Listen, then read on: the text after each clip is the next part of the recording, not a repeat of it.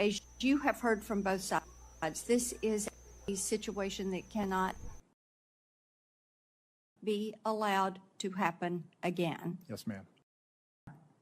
Mr. Abate, and am I saying your name properly? We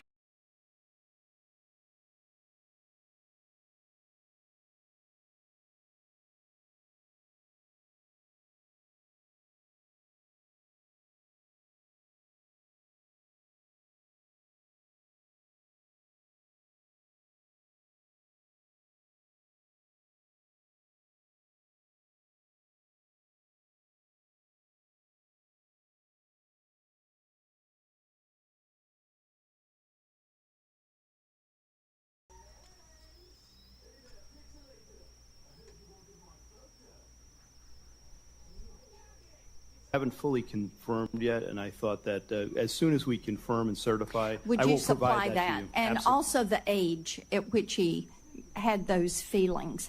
And then we understand that the Gab account is pro-immigration, pro-lockdown, leftist views. Is that accurate? I haven't seen it directly, but I believe from what I've been told, that is accurate. With the Gab account, we're also, though that's been publicly revealed through the CIO and other things, we're still working to certify and verify that that's his account also. But it does have differing points of view, it would appear. Okay. And what age and how fresh is that Gab account? The Gab account, based on my recollection, the comments in there or the messaging is from about 2021, I believe. Okay. And the other preceded that? Maybe he was age 14?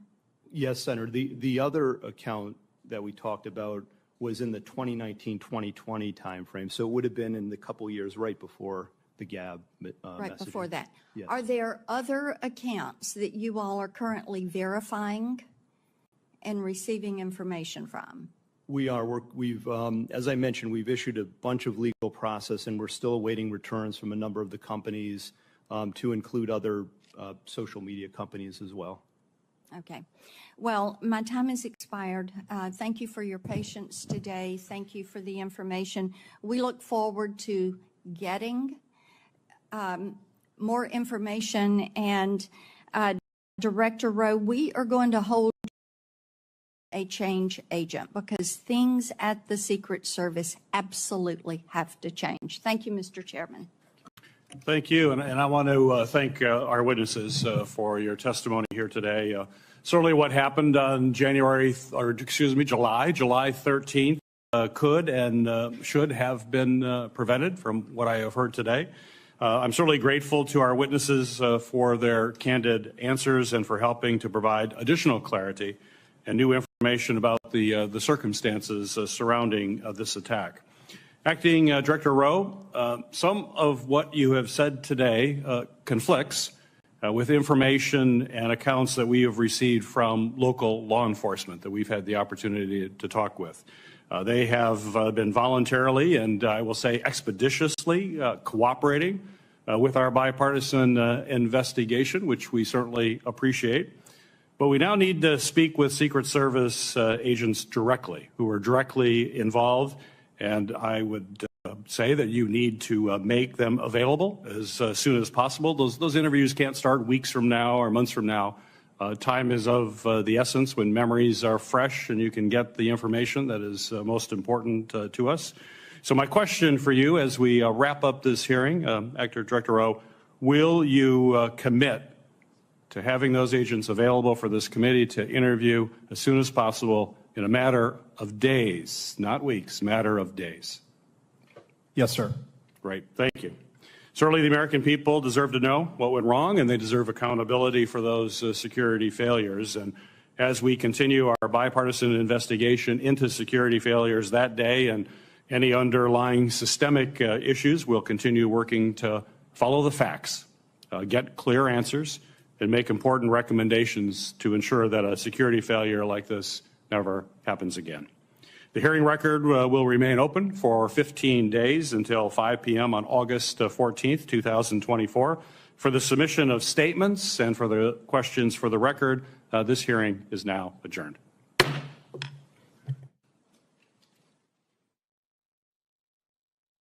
Struck President Trump, narrowly missing a fatal blow thanks to a last-minute head turn.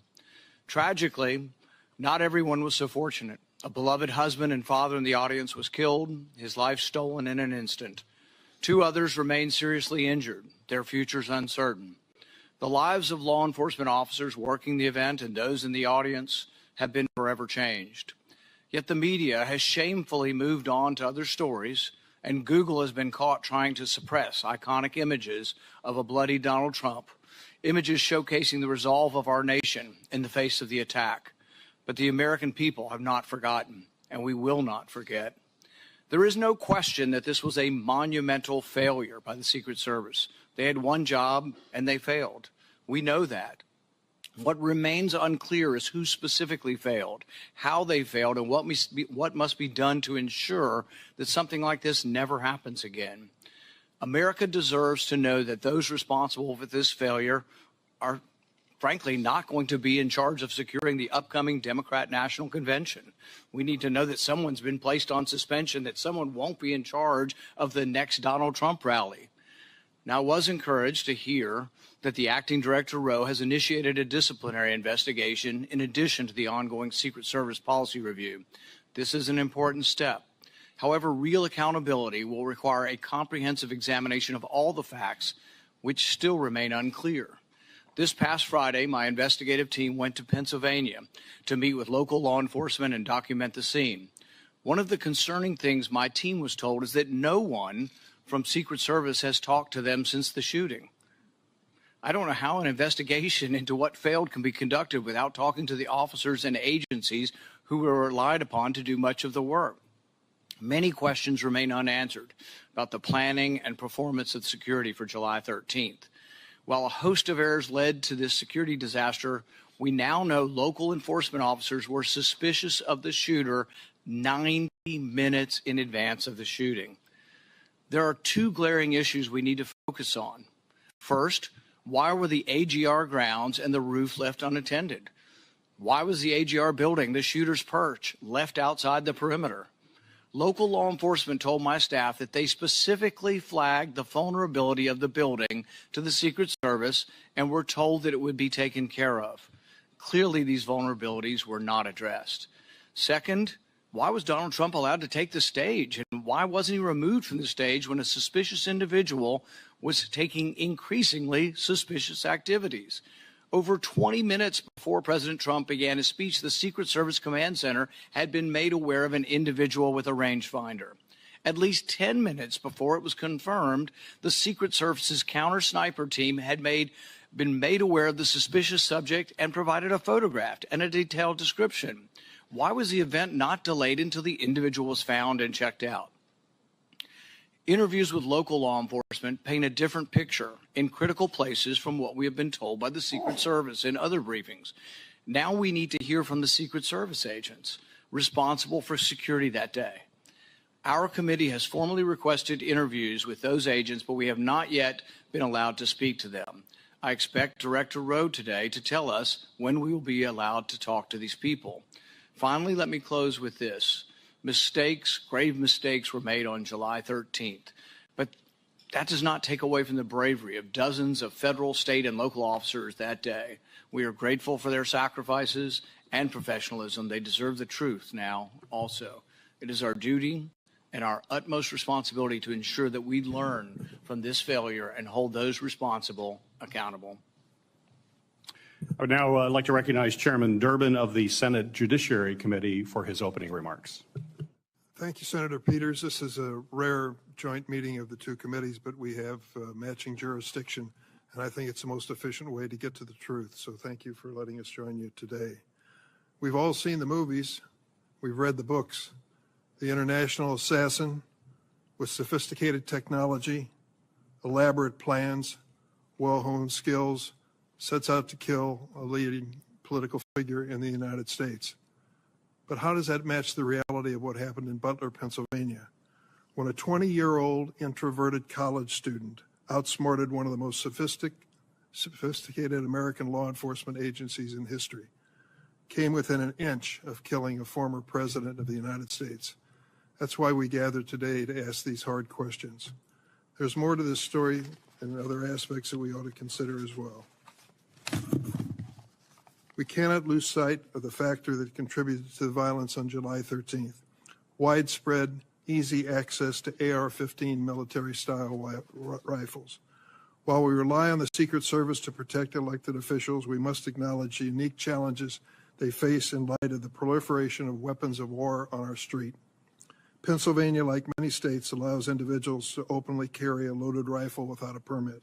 To make matters worse, assault rifles can easily be purchased from unlicensed dealers without a background check because of dangerous loopholes in our gun laws.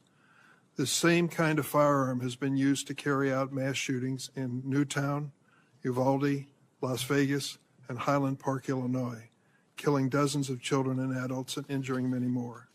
Looking across this dais, I recognize we have our differences on many issues. But when it comes to the protection of the president and presidential candidates, we should stand united.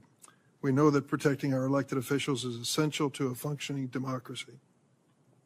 I hope this hearing can be an example of how we will work together on a bipartisan basis to not only understand this shocking event, but to ensure it never happens again. We must do this without the incendiary language and conspiracy mongering that too often dominates our political discourse today. Ongoing investigations by the Secret Service and the FBI are critical, but Congress, the victims' families, and the American people deserve transparency and accountability now. I'll now turn to my partner on the Judiciary Committee, Ranking Member Lindsey Graham. Thank you, Mr. Chairman. Several of us from the military have a military background. If this happened in the military, a lot of people would be fired. And if a lot of people are not fired, the system failed yet again. Having said that, the people who are brave and jumped on the stage to protect the president need to be applauded. We need to learn what happened, make corrective action, but somebody's got to be fired. Nothing's going to change until somebody loses their job.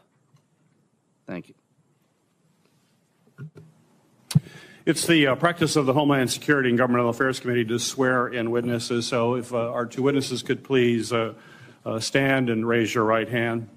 Do you swear that the testimony you will give before this committee will be the truth, the whole truth, and nothing but the truth, so help you God?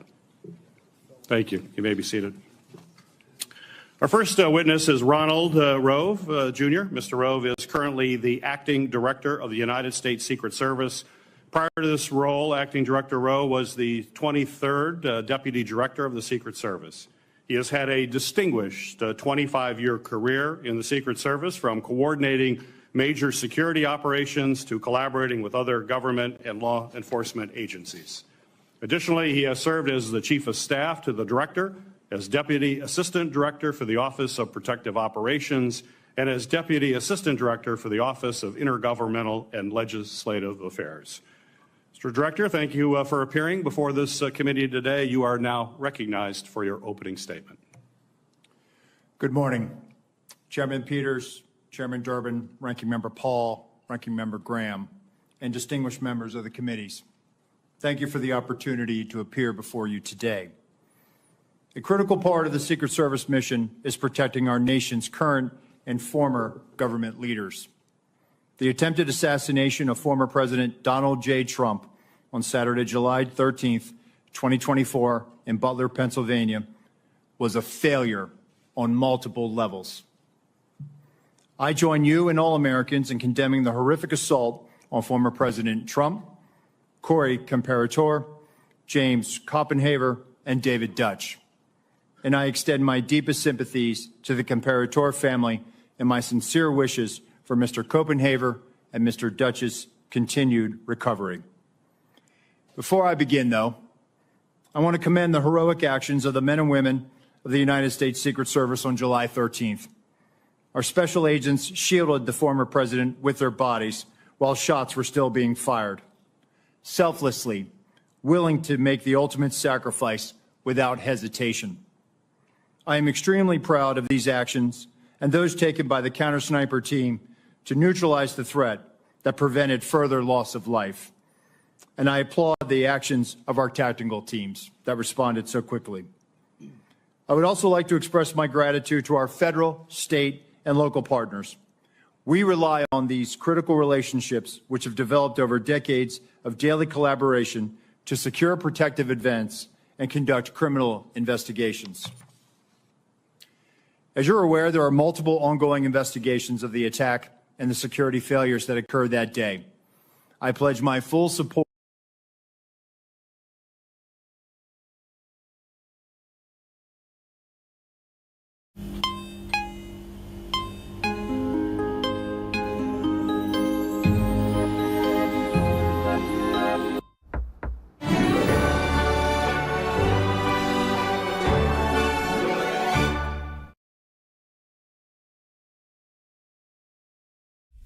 There's a lot of expectations, people expect great things from me. At the same time, I expect more from me, I think, than anyone else. And every hardship that you go through, it's gonna be part of the journey, and every other thing would be complement to your craft and focus on your thing that you want to achieve.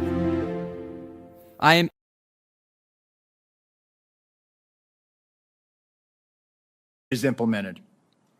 It is clear to me that other protective enhancements could have strengthened our security at the Butler event. As such, I have directed the expanded use of unmanned aerial systems at protective sites to help detect threats on roofs and other elevated threats. I've also directed resources to facilitate our protective site communications, particularly our communications with our state and local partners. In addition, I have instructed the asset request for Secret Service protective details to be approved expeditiously and have ordered the maximum use of requested personnel at protective sites to address this heightened security environment. I've heard your calls for accountability, and I take them very seriously. And given the magnitude of this failure, the Secret Service's Office of Professional Responsibility is reviewing the actions and decision-making of Secret Service personnel in the lead up to and on the day of the attack. If this investigation reveals that Secret Service employees violated agency protocols, those employees will be held accountable to our disciplinary process. With respect to congressional investigations and requests for information, I instructed my staff to provide full cooperation and respond expeditiously on a continuing basis to ensure you have the information you need to conduct your critical oversight. In my testimony before you today, I will provide details on the Secret Service's advanced security planning for the Butler Farm Show site.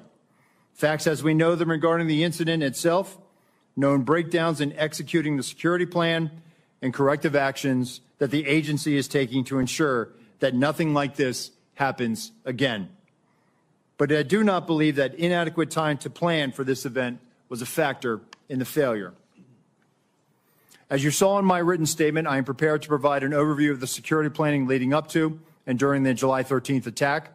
However, I would like to point out that based on what I know right now, neither the Secret Service counter-sniper teams nor members of the former president's security detail had any knowledge that there was a man on the roof of the AGR building with a firearm. It is my understanding those personnel were not aware the assailant had a firearm until they heard gunshots. Prior to that, they were operating with the knowledge that local law enforcement was working an issue of a suspicious individual prior to the shots being fired. I regret that information was not passed to Congress and the public sooner with greater frequency.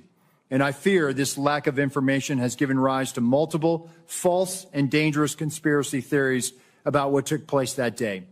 And I want to debunk these theories. Let me address one conspiracy directly.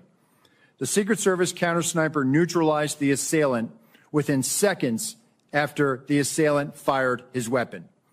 That counter-sniper had full discretion to use deadly force to stop an attacker and did not need to seek authorization to fire. I am immensely proud of the selfless dedication of our employees to the mission. Every day, across the globe, the men and women answer the call to protect our nation's leaders, and the standard is no fail for a reason. During our current high operational tempo, I want and I need to ensure that the Secret Service workforce are uplifted so they can focus on carrying out the mission. They have my full support, and I'm confident in their abilities to ensure the safety and security of the people we protect.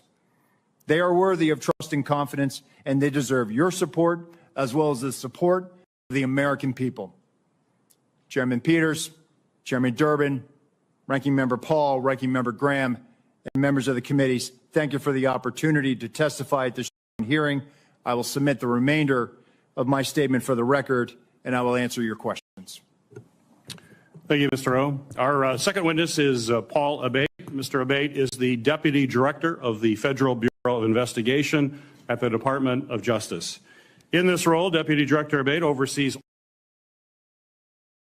all FBI domestic and international investigative and intelligence activities.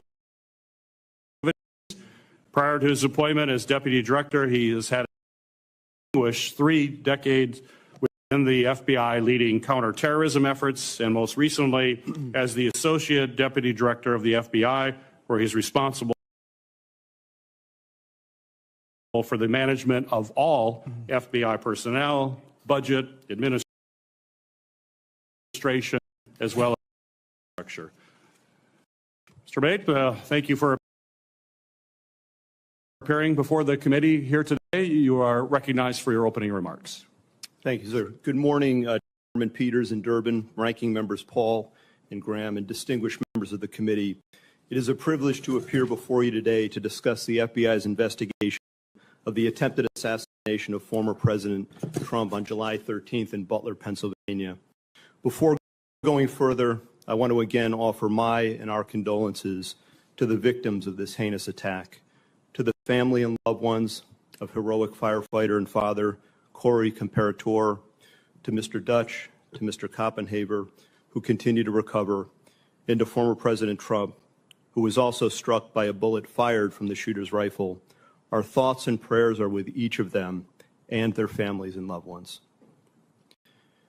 Within minutes of the attack, the FBI field office in Pittsburgh, Pennsylvania, received notification of the assassination attempt and responded to the scene immediately with a surge of resources, quickly moving forward on the investigation. From the outset, the FBI has been investigating this attack as an assassination attempt and an act of domestic terrorism. Our team continues to conduct a full, thorough, and objective investigation and will continue to follow all leads and avenues of investigation to logical conclusion, leaving no stone unturned. While it's not typical to provide details of an ongoing investigation, this, as we all know, is an extraordinarily tragic set of circumstances of the utmost national importance, making it essential to inform the American public and Congress what is known right now with full transparency. The investigation remains focused, of course, on determining motive, identifying any potential co-conspirators or others with knowledge of the attack, and building out a timeline of shooter Thomas Crook's actions in advance of and during the attack. Thus far, though absolutely nothing has been ruled out, the investigation has not identified a motive, nor any co-conspirators or others with advanced knowledge. To date, the FBI team has conducted more than 460 interviews, executed search warrants, including at the shooter's residence, and seized electronic media to include phones, laptops, hard drives, and thumb drives. Legal process has been issued to dozens of companies, and we've received more than 2,000 tips from the public. The full resources of the FBI have been brought to bear in furtherance of the investigation. Agents, analysts, professional staff, experts. I've personally visited the site of this horrific attack and seen firsthand the work of FBI Pittsburgh and our partners on the front line, and want to thank all involved for their ongoing and tireless efforts to get the answers that we need and to deliver justice. Specialized resources deployed included evidence response teams, victim services specialists, laboratory and operational technology division resources to process physical and digital evidence, a shooting reconstruction team. Additionally, our explosive experts have analyzed the 3 IEDs recovered, 2 from the shooter's vehicle, 1 from the family residence. And our behavioral analysis unit, importantly, is helping to build a profile of the shooter to include his mental state. Next, I want to provide a brief highlighted overview of the timeline that has been established to date through witness interviews and other information. Again, this is our understanding at present and is subject to change and further refinement as more facts are collected. On July 3rd, the rally in Butler, Pennsylvania was announced. On July 6th, the shooter registered to attend the rally and performed a search for, quote, how far was Oswald from Kennedy? On July 7th, the shooter traveled from his home to the Butler Farm Show grounds and remained there for approximately 20 minutes. We assess this shows advanced planning and reconnaissance on his part. On July 12th, the shooter traveled from his home to the Clairton Sportsman Club, where he practiced shooting. On the morning of July 13th, at approximately 10 a.m., the shooter returned to the farm show grounds and remained there for about 70 minutes before returning home again. At approximately 1:30 p.m., while at the residence, the shooter's father gave him a rifle for the purpose, he believed, of going back to the Sportsman Club. About 25 minutes later, the shooter purchased ammunition while en route to the Butler Farm Show grounds. The subject then arrived at the scene and was moving around the farm show grounds close to the American Glass Research AGR building, from which he ultimately committed the attack. Shortly thereafter, at approximately 3:51 p.m., the shooter flew a drone approximately 200 yards from the farm show grounds for about 11 minutes. The drone and controller were later found in the subject's car. Analysis has not revealed any photos or video taken by the drone, but we can confirm that he was live streaming at the time and would have been able to view it on his controller. The first reported sighting of the shooter by local law enforcement was at approximately 4:26 p.m. At approximately 5:10 p.m., the shooter was again identified by local law enforcement as a suspicious person around the AGR building. And at approximately 5:14 p.m., a local SWAT operator took a photo of the shooter. At about 5:32 p.m., local SWAT observed the shooter next to the AGR building using his phone, browsing news sites, and with a rangefinder. At approximately 5:38 p.m., the photo of the shooter taken earlier was sent to local SWAT operators in a text message group. Subsequently, approximately 25 minutes prior to the shooting, the U.S. Secret Service command post was notified of a suspicious person. Officers lost sight of the subject from approximately 6:02 p.m. to 6:08 p.m., but continued to communicate with each other in an attempt to locate him. Recently discovered video from a local business shows the shooter pulling himself up onto the AGR building rooftop at approximately 6:06 p.m. And at approximately 6:08 p.m., the subject was observed on the roof by local law enforcement.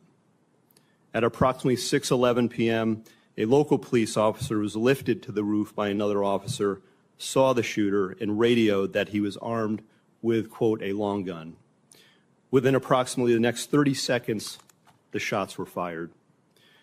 The evidence recovery team found 8 shell casings at the scene next to the shooter's body. We believe that the subject, the shooter, fired 8 rounds.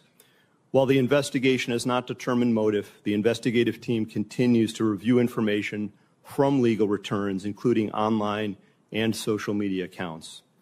Something just very recently uncovered that I want to share is a social media account which is believed to be associated with the shooter in about the 2019-2020 timeframe. There were over 700 comments posted from this account. Some of these comments, if ultimately attributable to the shooter, appear to reflect anti-Semitic and anti-immigration themes, to espouse political violence, and are described as extreme in nature. While the investigative team is still working to verify this account to determine if it did in fact belong to the shooter, we believe it important to share and note it today, particularly given the general absence of other information to date from social media and other sources of information that reflect on the shooter's potential motive and mindset. These are the facts, in part, that the investigation has revealed to date. While the shooter is dead, our work is very much ongoing and urgent. Thank you, and I look forward to answering any and all questions. Thank you, Mr. Abate. We'll now proceed. Chairman Durbin and Ranking Member Graham will ask the first two questions. I will then ask question Ranking Member Paul, and then after that we will alternate between members of the judiciary, recognized by Chairman Durbin, and members of the Homeland Security Committee, recognized by me. With that, Senator Durbin, you're recognized for your questions. Thank you, Senator Peters. I would like to begin by making a statement that it's not in the form of a question, and you'll understand why when I say it. In 20 days, we're going to start the Democratic National Convention in Chicago. I have been briefed by the law enforcement agencies of plans for security for that event. Tens of thousands of people will be there, including some of the highest ranking politicians in the United States. I trust that both of your agencies can answer in the affirmative if I ask you whether you're actively engaged in working with the development of security plan, taking into consideration the lessons of July 13th. Senator, that is 100% yes from the Secret Service. Yes, from the FBI as well, sir. We've been working on this for well over a year in preparation. I'm not going to ask for details for obvious reasons, but I do want to ask a question about the Secret Service staffing. Congress has nearly doubled the budget for the Secret Service over the last 10 years, from $1.8 billion in fiscal year 2014 to $3 billion in fiscal year 2024. Despite this large increase in funding, the number of agents in protective operations has fallen from 4,027 to 3,671 during that same time period, an approximate 9% reduction. Acting Director Rowe, what accounts for protective operations losing 356 agents over the past 10 years? So, Senator, with respect to where we are today on staffing, and then I'll address the 10-year where we were. In this year alone, we are going to end the year on the positive of 200 plus agents. That's the first time in a number of years that we've been able to do that. Part of that was gaining some efficiencies in our hiring process. But what I want to re-emphasize is that we have not dropped standards. Only 2% of every applicant actually makes it through the hiring process. We are filling our classes at the Federal Law Enforcement Training Center, and we are doing this ramp up as part of what lies ahead of us with the LA Olympics in 2028. With respect to what has happened in years prior, this is a difficult and challenging job, being a Secret Service agent. Living your life by somebody else's schedule, constantly away from your family, constantly having to meet increased operational and investigative demands, which we gladly do. But it's not for everyone. And I think there are times where people have to make tough choices and they decide to leave the agency. But that doesn't mean that they were any less of an agent or that they weren't committed to the mission, because we are all committed to being patriots and serving our country and protecting our nation's highest leaders. I think there was a variety of factors. Some of it was the pandemic. Some of it was the economy or other opportunities. We have people that are very skilled in cyber that often leave the job. Some of the protective skills that they acquire are also in demand in the private sector. But some of the mechanisms that we've put in place just in the last year is also retaining our workforce. And that's what we are focused on right now. The Government Accountability Office has determined that restaffing from these losses have been slowed due to a number of factors, including the years-long background checks for prospective agents and the assignments agents must work through before being assigned to protection. Given these constraints, what steps have you taken to improve recruitment? So we're actually putting out targeted recruitment opportunities. So we've just recently put it out for within our uniform division for our counter sniper unit, our hazardous agent medical emergency response unit, our counter assault team on the special agent side. So we're actually trying to gather the best and the brightest. And I will tell you that we are having great success with a lot of these vacancies. But what I want to reiterate is that, for example, on the counter assault vacancy, we had 700 applicants that applied for this. Really, what we will glean after they make it through the process, and they have to be able to hold a top secret SCI clearance.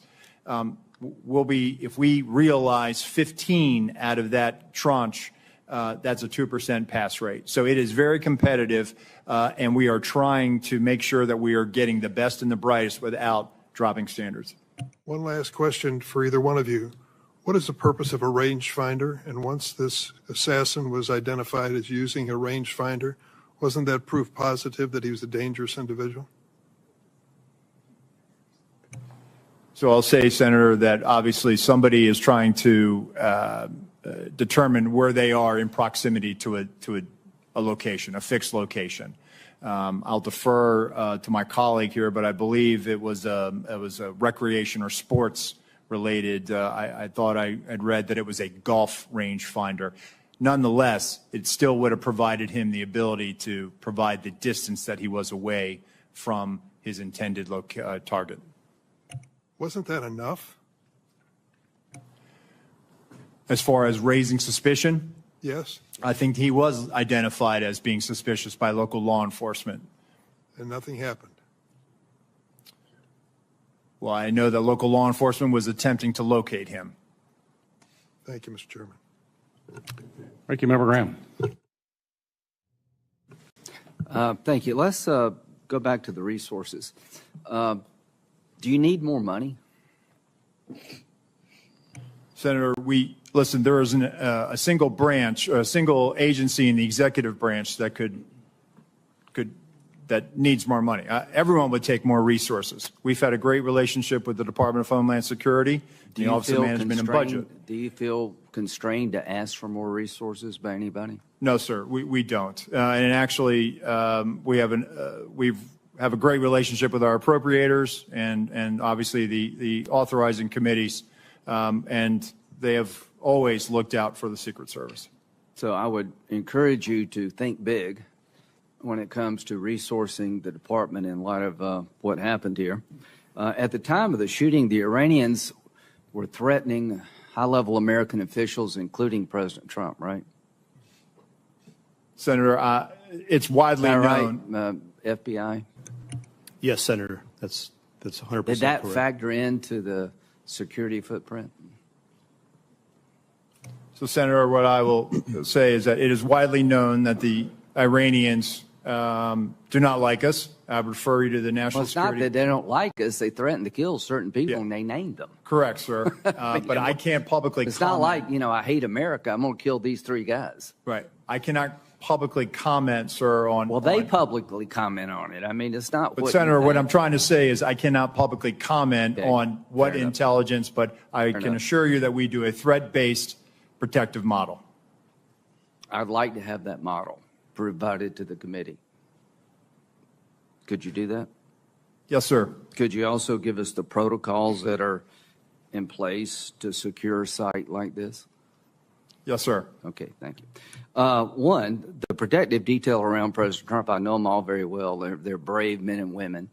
And these questions is not to belittle anybody. They're trying to find out how the system fails so badly. You say you're not reluctant to ask for more money. What do we need to do to make it easier to hire people without lowering our standards? I mean, I know it's a hard job. Can we do anything to help you? So I think we're willing to take that back, sir. I think we're working on our time to hire. Well, if you had more people, you'd have more time off. That's true, sir. Okay, Yes. well, let's get more people, more time off. These are tough jobs. I mean, people in this committee know. Yes, I don't sir. know how they hold a family together doing what they're doing. It's the military really on steroids. The encrypted app. Paul, can you tell us about these apps? Have they been broken into? The guy had some apps that were encrypted. I think we've experienced a range of returns on this. Some of the applications that he was using online were encrypted in nature. Some of the email accounts. Have we that he broken was- into them? We've received returns. There are some that we have not been able to get information back because of their encrypted nature. Is there any way to solve that problem? Sir, Senator, we've talked about this before. We need a solution that provides lawful access to law enforcement. So you're telling me the guy that took 8 shots at the president, former president, has apps that we can't get into that may, if you could get into, reveal some relevant information. That is correct, Senator. So if he were talking to some foreign power, and I don't think any foreign power would hire this guy, by the way, so I'm not overly worried this was some great plot by the Iranians because they couldn't even think of this. However, there could come a day where something like this is very important. How do we solve this problem?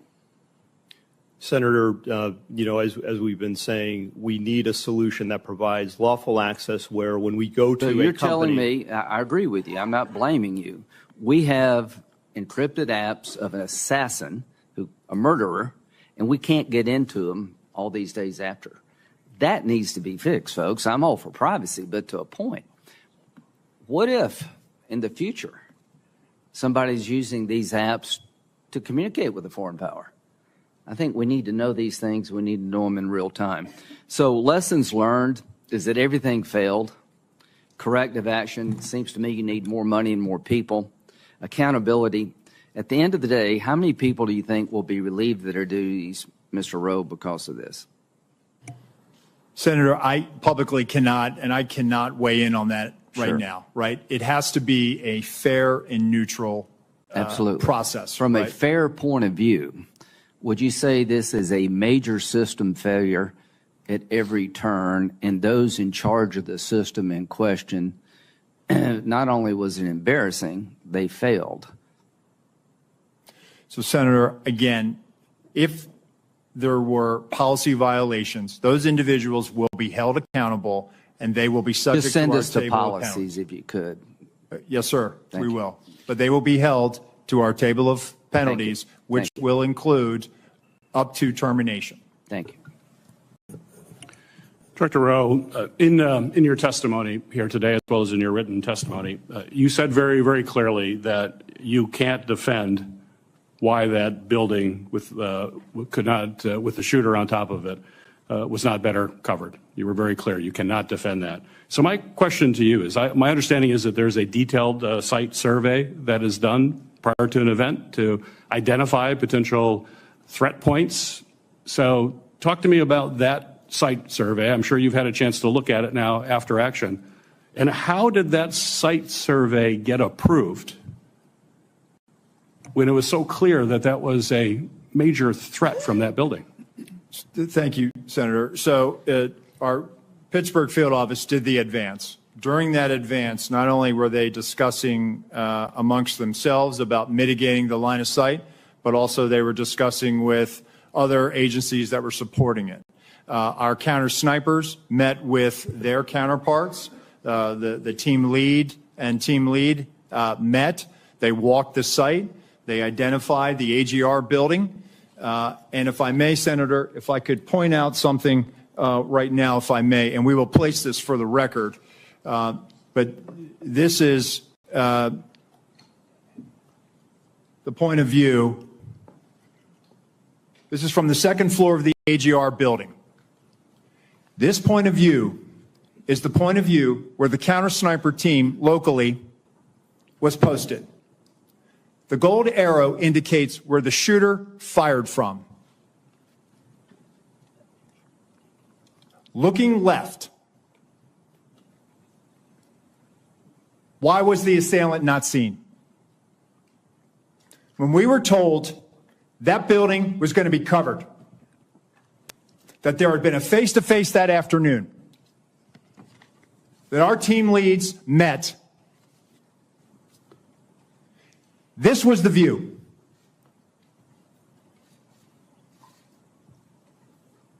Let me show you another view, Senator. B.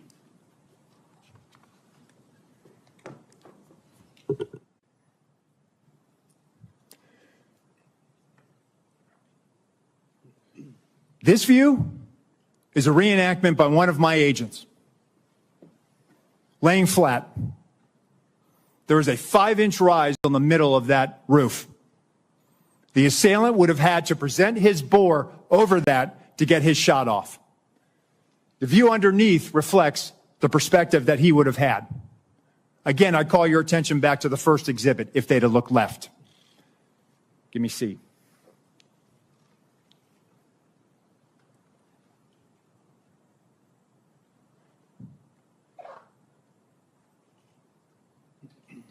This is what our counter sniper team saw. Shooter, no elbows. You barely make out the crown of his head. Below it, the assailant up prone. And let me just tell you, our counter sniper, this individual, I know him. I consider him a friend. He has covered me operationally in conflict zones. And when I did my time on the president's detail, he exemplifies the courage, the skill, and the ability to respond under great stress in such short time to neutralize the threat and prevent further loss of life. Getting back to your question, Senator, these were discussions that were had between the Pittsburgh field office, the local counterparts, and everyone supporting that visit that day. And that's why when I laid in that position, I could not, and I will not, and I cannot understand why there was not better coverage, or at least somebody looking at that roof line when that's where they were posted.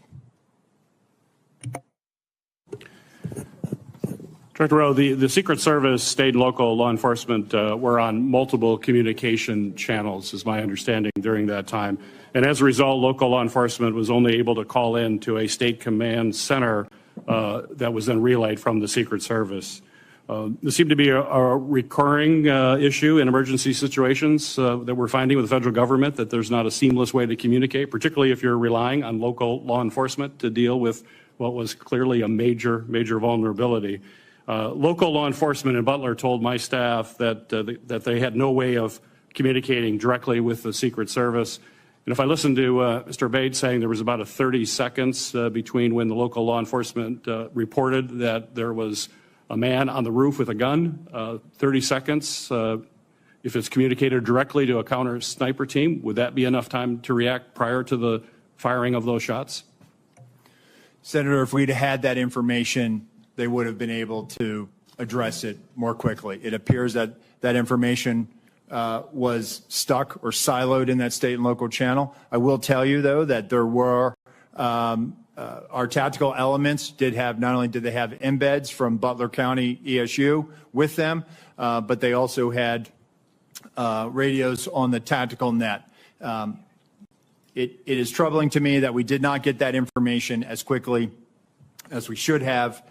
We didn't know that there was this incident going on, and the only thing we had was that locals were working an issue at the 3 o'clock, which would have been the former president's right-hand side, which is where the shot came. Nothing about man on the roof, nothing about man with a gun. None of that information ever made it over our net. So that will change? Yes, sir. We are working right now to figure out the interoperability and also make sure that we do have access to those channels, whether through the counterpart system or some other means. Very good. Ranking Member Paul, you're recognized for your questions. Director Rowe, I'm encouraged by your attitude and what you brought here today, what you've talked about as far as immediate changes that you've made, and I hope you'll follow through with that. I'm encouraged by the fact that you acknowledge that it's indefensible that the roof was unattended. Would you say the roof being unattended breaches standard protocol for setting up a security perimeter? What I would say, Senator, is that that roof should have had better coverage, and we will get to the bottom of if there were any policy violations. I would think indefensible would go along with breaching protocol, and I can't imagine how indefensible would not be breaching protocol. What I would caution, though, is that I sense, and you're the Secret Service, and these people are your friends, and they are heroic people who do good things, that we can't let our friendships blind us from responsibility. So someone's in charge of the security at the zone. Would the Secret Service be in charge of the entire operation, and they work with law enforcement, but they're in charge? The person in charge of the entire operation is the Secret Service, not the local police. You're correct, sir. This is a failure of the Secret Service. So that's what I mean. And look, I don't wish anybody harm. I appreciate the bravery of the Capitol Hill police. I was at the shooting at the ball field. I've heard 100 shots coming my way. Fortunately, none came to me. But I appreciate the bravery of all the people who protect us. But there's also the idea that there are certain mistakes that don't make you a bad person, but they're just inexcusable that if you made that mistake. So for example, let's say you determine, well, local police should have been on there and they told us, and local police says, no, they didn't tell us to do it. And it's a he said, she said. Still, ultimately, the agent in charge should be walking the grounds and say, there's a roof 100 yards away from the stadium with a clear sight. Someone's got to be on the roof. Local police, I told you to get on the roof. Get on the roof. Or you put the Secret Service. So ultimately, the buck doesn't pass along to somebody. Whoever's in charge is in charge. But really, I think it would be helpful to all of us. I know the process has to be meted out, but there needs to also be a process for protecting the next Trump rally. The fact that whoever was in charge in Butler next week is not in charge of a rally in Las Vegas. And so I think you really should say that. You should simply say that the leadership from that event is going through a process, but until that process, they won't be in charge of the Democrat National Convention. That would reassure a lot of people that they won't be in charge of security until it's determined. Can you tell us something to that accord? Yes, sir. So I can tell you that the team planning the Democratic National Convention, that is a national special security event. That team has been on the ground. That's from D.C. With support from our Chicago field office. But I just want to reiterate that our Pittsburgh field office staff, they are wearing this harder than anybody right now in the Secret Service. Right. They feel completely demoralized. And what I'm trying to do is also let them know that, listen, they need to be focused on the mission at hand. I also have to walk a tightrope here and make sure that I am not tainting any future discipline action. I understand, and I have great respect for all the officers, but ultimately someone had to be in charge and someone made a terrible error, and it's an error of judgment. The big error is the roof. But another big error is we have 90 minutes of a suspicious person. Now, Senator Durbin mentioned the rangefinder. None of these are enough to shoot a suspicious person, but they certainly, you would think, would be enough to stop the proceedings. That's where I think you get to the second major management or judgment error of this. Now, Trump's done probably 100 rallies like this.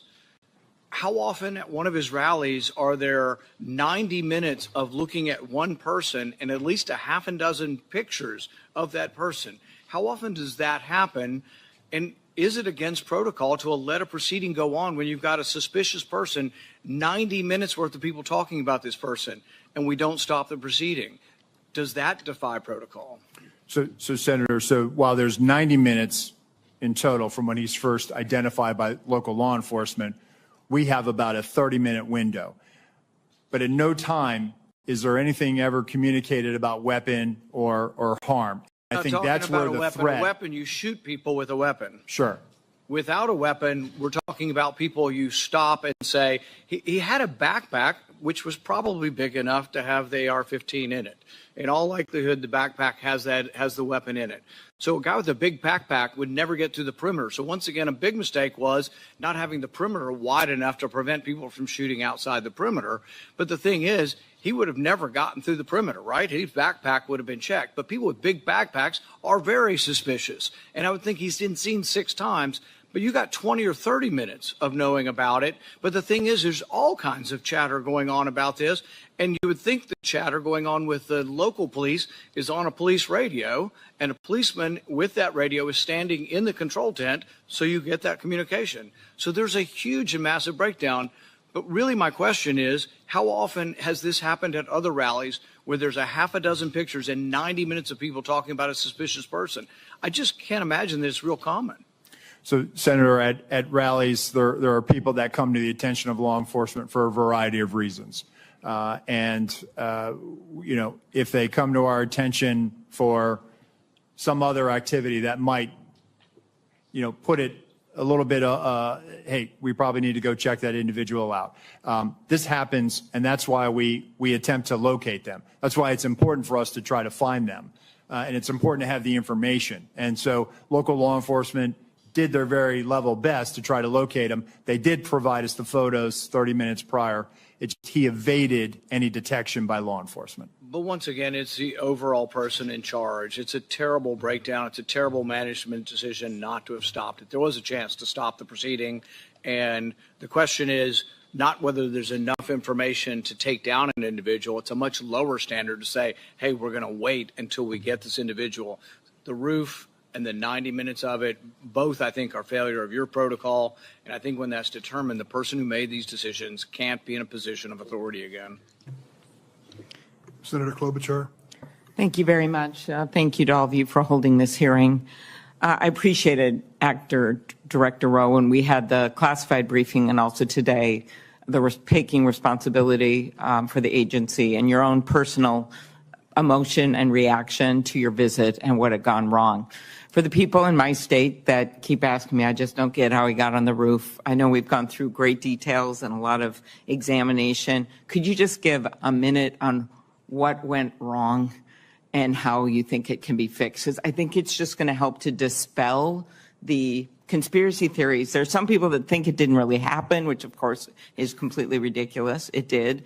There are some people that think all kinds of conspiracies went on within the government, which is also false. But could you just tell them what went wrong so they understand? Yes. No, thank you, Senator. I thought long and hard about this. I think this was a failure of imagination, a failure to imagine that we actually do live in a very dangerous world where people do actually want to do harm to our protectees. I think it was a failure to challenge our own assumptions, the assumptions that we know our partners are going to do everything they can, and they do this every day. But we didn't challenge our own assumptions of, we assume that someone's going to cover that. We assume that there's going to be uniform presence. We didn't challenge that internally during that advance.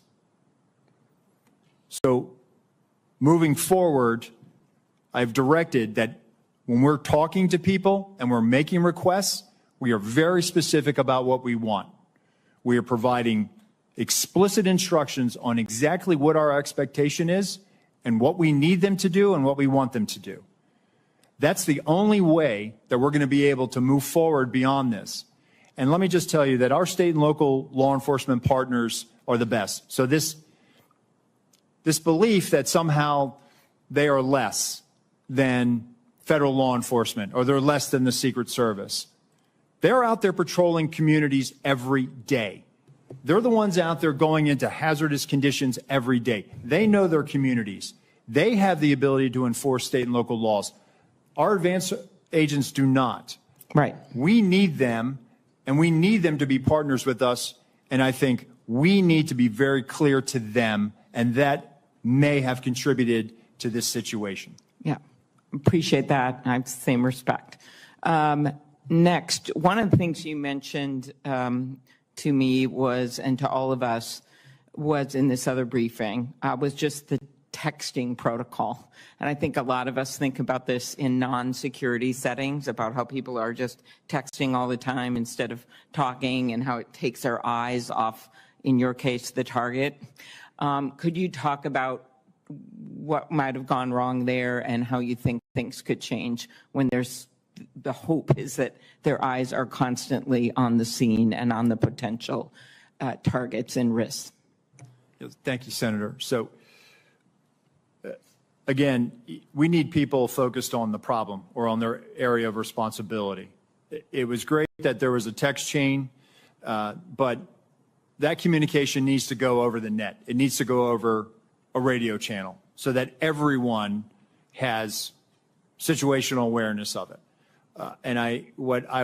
The point I was making in the closed door briefing is that we have to get to a point now where we are using our radio systems to have that collective awareness of this.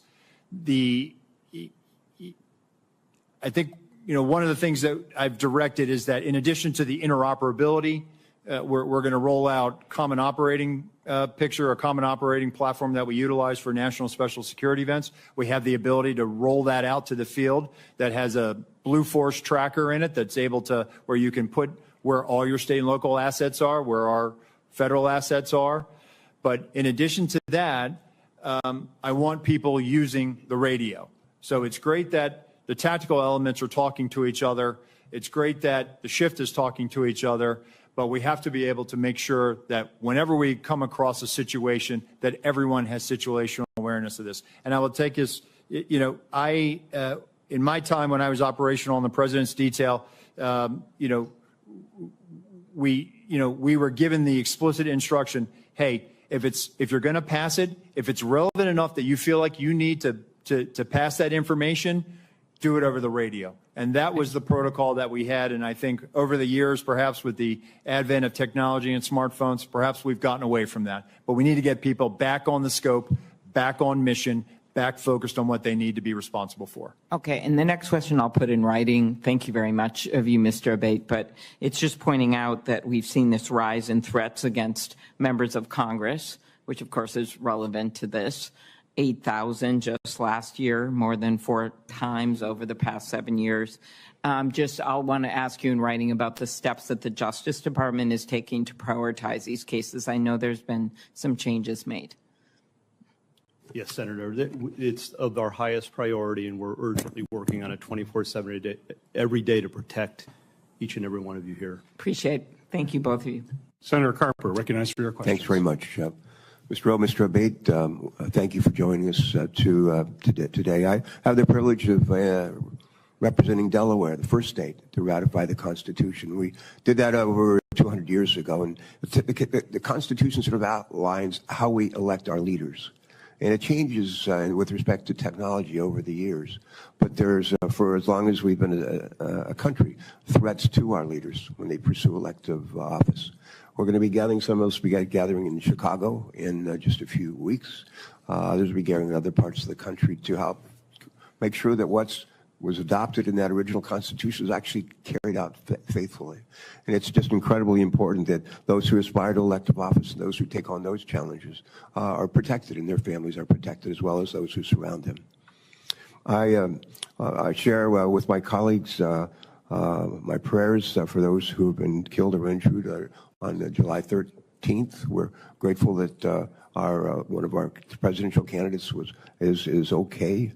But I have a question about what I can't get over how a 20-year-old loner could somehow outsmart 2 of the smartest federal agencies and state agencies and law enforcement with an odds of like 1,000 to 1, and be able to almost pull this off. It just blows my mind. Hopefully we'll get to the truth and all of that. I'm a Navy guy. I spent many years of my life in the Navy. I learned as a midshipman that when the ship runs aground at sea, the commanding officer is held responsible. Whether the commanding officer is awake or asleep at the helm, but the commanding officer is held responsible. And I think we have to make, at the end of the day, I'm not interested in a blame game, but I'm sure interested in finding out who was responsible and making sure that they account for their responsibility. My question is, what policies are currently in place to facilitate real-time information sharing between the Secret Service and local law enforcement during an event? And what changes to information sharing practices will the Secret Service make in light of the apparent breakdown in communications on July 13th? Thank you for that question, Senator. So we're looking at our procedures. We rely on a counterpart system, and the radio interoperability it's a complex challenge. It's not just about being able to find whatever frequency our local counterparts are on and then just piping it in. There's some technical challenges that have to be there. So to alleviate that, we've always relied on a security room where we have representatives from the local agencies. Those individuals are there to, one, bring their own radio and then relay relevant information that would impact our security plan. I think what I'm looking at, and again, what I'm in looking at this situation is there was a unified command post, and we had our security room, and we had communications that day at the Butler Farm site were challenging. Not just challenging for the Secret Service, but for challenging for locals. There were some cellular issues. There were radio issues, and you saw that with the testimony from the colonel from Pennsylvania State Police last week in the House. So I think as I'm thinking about this, I think we need to consider what is our model moving forward. And I think we need to be where the greatest amount of partners are when that information is being discussed. The other thing that I'm looking at is we need to also make sure that we have redundancies as far as cellular on the ground or additional repeaters. And so I've directed our Chief Information Officer to do that, and we are rolling assets out now supporting campaign sites. Thank you. Thank you for that. Mr. Bay, quick question. Based on the initial information you've gathered from the investigation, do you believe there were any actions taken by the shooter in the weeks, days, or hours leading up to the shooting that should have caused alarm and grabbed the attention of law enforcement? He did not have any interactions with law enforcement leading up to this, Senator. We haven't found anything yet that would have alerted law enforcement or FBI or Secret Service to his intention activities in advance of this event. I will note, however, to your prior question, that we do have a very strong relationship, an integrated relationship between FBI and Secret Service and every other federal, state, local agency you can imagine. We have constructs like the Joint Terrorism Task Forces and Violent Crime Task Forces where we're cross-embedded with each other. And when it comes to this event and others like it, we're always talking in advance. In fact, with respect to this event, we did have a meeting between U.S. Secret Service and FBI in the days leading up to the event to assess whether there was any information or intelligence pertaining to a threat against the rally or to former President Trump or anyone else there. There was an absence of that in the lead up specifically, and again, none of us had any information in our holdings with regard to the ultimate shooter. All right, thank you for that. Thanks very much, both of you. Next on the Senate Judiciary Committee is Senator Grassley. Mr. Chairman, I'd like to introduce my oversight letters and investigative documents into the record. This is information I've already made public. Without objection. Okay, thank you. I'd also like to call my colleagues' attention to a legislation that Senator Cortez Matos and I've introduced would require Senate confirmation of the Director of the Secret Service. I think this is very important because no other agency has a no-fail mission. Mr. Rohr, in your written testimony, you stated that that to prevent similar lapses like the one on July 13th from happening again, you'll ensure every event site security plan is thoroughly vetted by multiple experienced supervisors before it's implemented. Based on your testimony, the security plan for the Butler event deviated from the Social Security standards. How would vetting by multiple experienced supervisors fix that? So, Senator, I think having many eyes on a particular problem set helps. That way you don't have tunnel vision. You just focus in on one thing. And so that's why I think it's important, not only at the field office level, but also at the detail level. And part of what we had started doing with the former president's detail is having them send out site agents, having them send out supervisors. And I think having that collaboration and having additional eyes to examine the problem will make sure that we're not missing anything. And I think I want that surety for myself. I think you've answered my question. Yes, Let me sir. go on. Also to you, in your written testimony, you stated that you, quote, regret that information wasn't passed to Congress and the public sooner and with greater frequency. What's your communication plan going forward to ensure that the American people in Congress are fully informed? So, Senator, we just started a rolling production that is bicameral. So we made our first rolling production last week. We made one yesterday. We will continue to do that. And my view is that sunshine is the best disinfectant, and we intend to provide information to Congress as it carries out its oversight function. Okay. Also to you, I made public documents that show Secret Service deployed a counter unmanned aerial system operator on July the 13th. According to the Secret Service, the drone system was supposed to be operational at 3 p.m. that day. However, we've been told by Secret Service that because of cellular bandwidth problems, it wasn't operational until about 5:20 of that day. If the system was operational, Secret Service would have had the ability to detect the shooter and his own drone use. Why is the Secret Service dependent upon local cellular network? Does the Secret Service have a backup plan in place? Yes, thank you, Senator. And that is something that I briefed in the closed door, and again, something that has cost me a lot of sleep because of the eventual outcome of the assailant. That what if we had geolocated him because that counter-UAS platform had been up? It is something that I have struggled with to understand, and I have no explanation for it.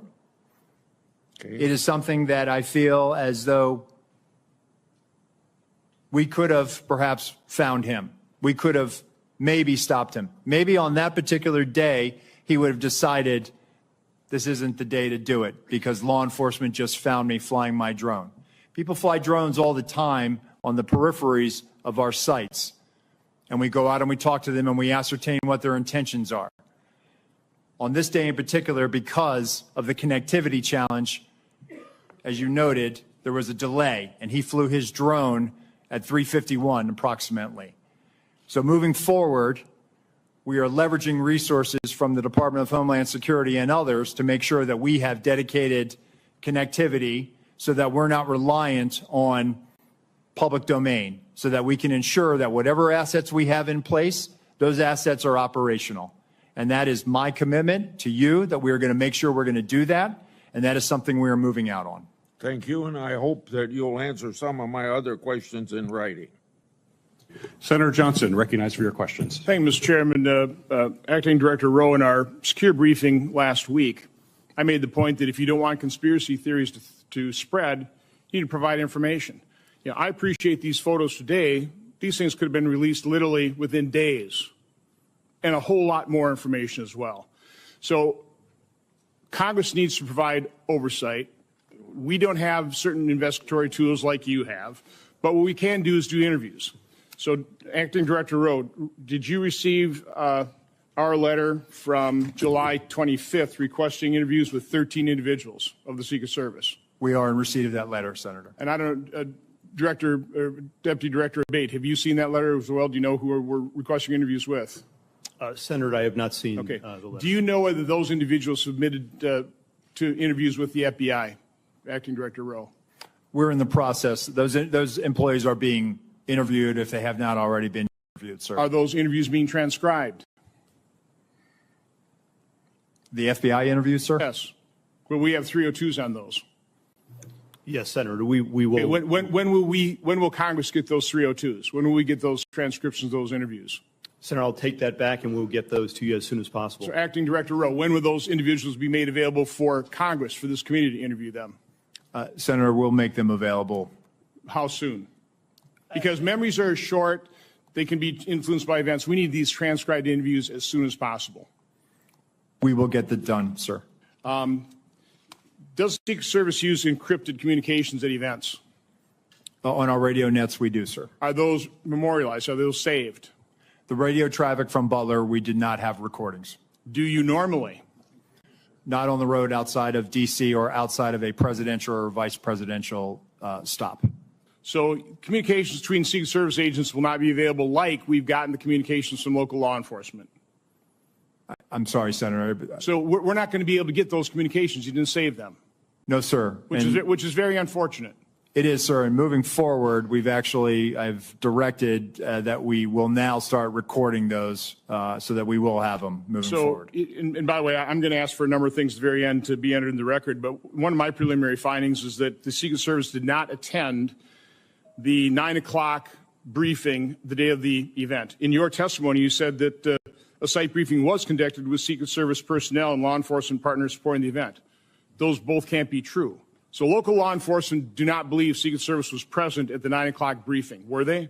or were they not? So, Senator, with respect to the snipers that went on national television and gave an interview and said that they did not get a briefing from the Secret Service, they were supporting through mutual aid, and our personnel briefed the tactical team leader was leading that element that was providing this counter sniper. Acting Director Rowe, you said that the Secret Service provides explicit instructions to the locals. Were explicit instructions provided to cover the roof of the AGR building and locals just not follow it, or were those explicit instructions not provided? It's my understanding what was communicated is that the locals had a plan and that they had been there before. So an awful lot of the chatter on social media has to do with is there partisanship in the Secret Service, providing coverage for some individuals and none for others, about Secret Service coverage or additional coverage enhancements being denied. Was there ever requested additional coverage for Mar-a-Lago? Senator, we have provided additional resources to the Mar-a-Lago residents. Was coverage asked for and denied ever? I'll have to research that, Senator, but I'm happy to tell you we have made significant investments since the former president has left office. Over $4 million of technology, resources, and alarms. Documents will come out eventually to make the point one way or the other. This is an important piece of information that Congress needs to have. Senator, we'll make those available to you, the investments we've made. There's a report today by Susan Crabtree of Real Clear Politics saying that you denied sniper coverage outside of driving distance of D.C. Is that true? That is a false statement, sir. Well, that is incorrect. That is incorrect. Okay. I mean, that's the kind of information you need to refute with documentation. Deputy Director Abate, you said this was an assassination attempt and domestic terrorism. It's obviously assassination attempt. Why make the distinction? What is different about that? We think it's important to cover all the possibilities here in the reality of what we're dealing with and what we've all seen, Senator. And we've learned lessons from the past. The tragic shooting at the baseball field was referenced here. We've learned the lesson from that. That was not opened properly, and we've made changes in the Bureau, and it's reflected here in terms of how this investigation is being approached with a completely open mind and inclusive of all the possibilities, including domestic terrorism. I fear that makes the investigation potentially partisan. Mr. Chairman, I would like to request that my July 14th letter to Attorney General Garland, Mayorkas, and Wray be entered in the record. It asks for all kinds of information, documentation, asks a lot of questions. My preliminary findings of July 21st and July 23rd, including timelines, a bunch of questions as well, be entered in the record. And then our updated timeline dated today. This goes not only by minute, by second, and we will continue to update this timeline as more information becomes public. This is the way you do investigation. We need to find out literally second by second what happens. So the American public understands the truth. Without objection, so ordered. Senator Butler.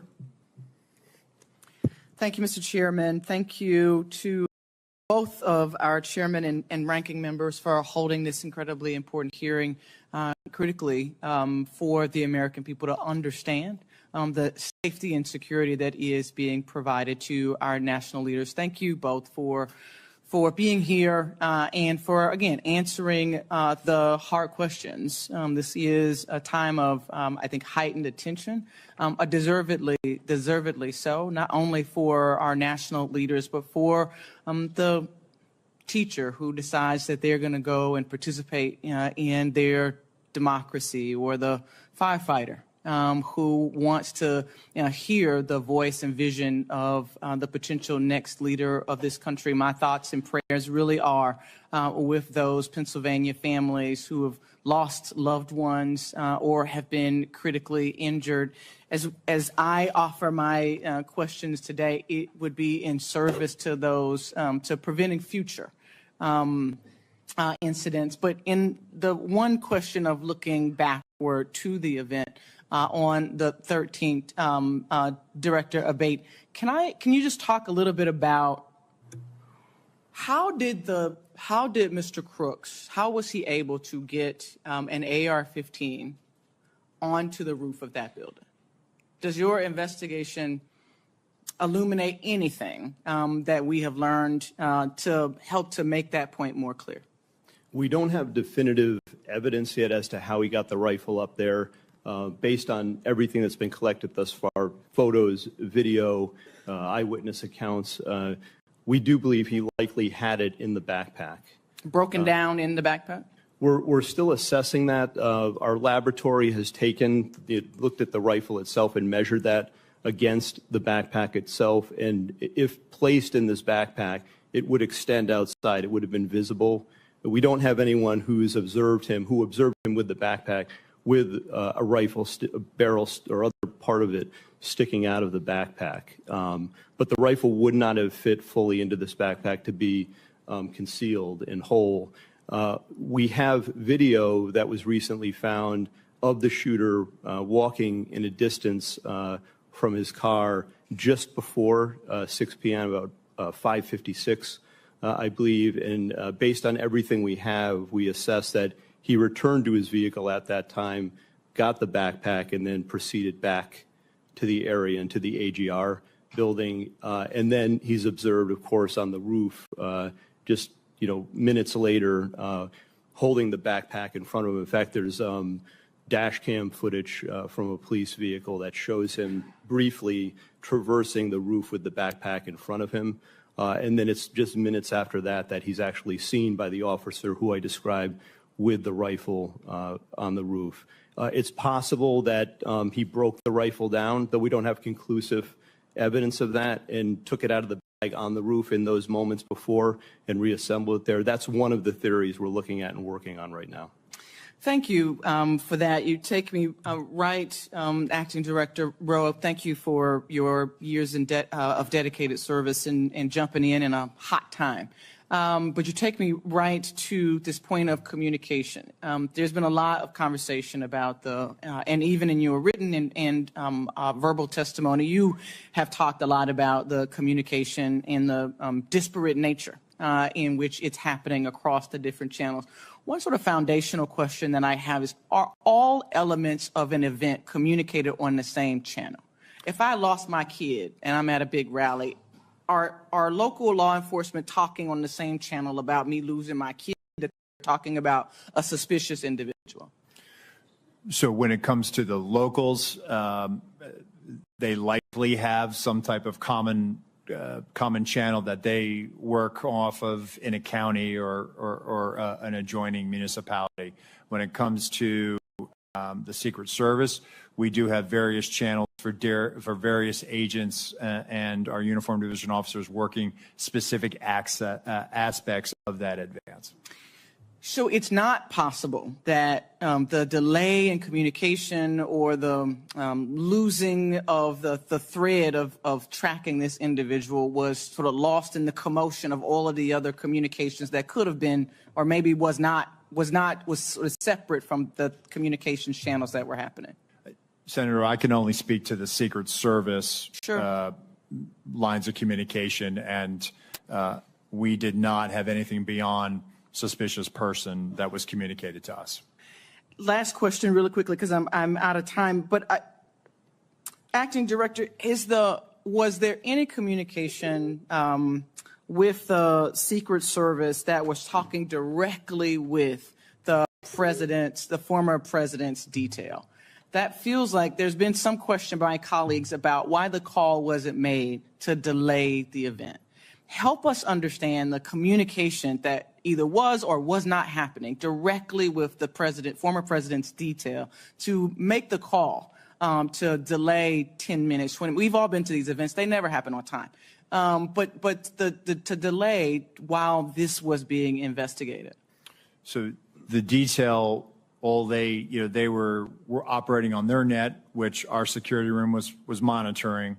But again, having information of a suspicious individual, there were other calls that day of individuals that came to the attention of law enforcement, of people that needed medical attention. So it really, that particular, regarding the assailant, that never really rose to a level of we should not put him out there. Had we known that there was a dangerous individual out there, we would never let a protectee go out on stage.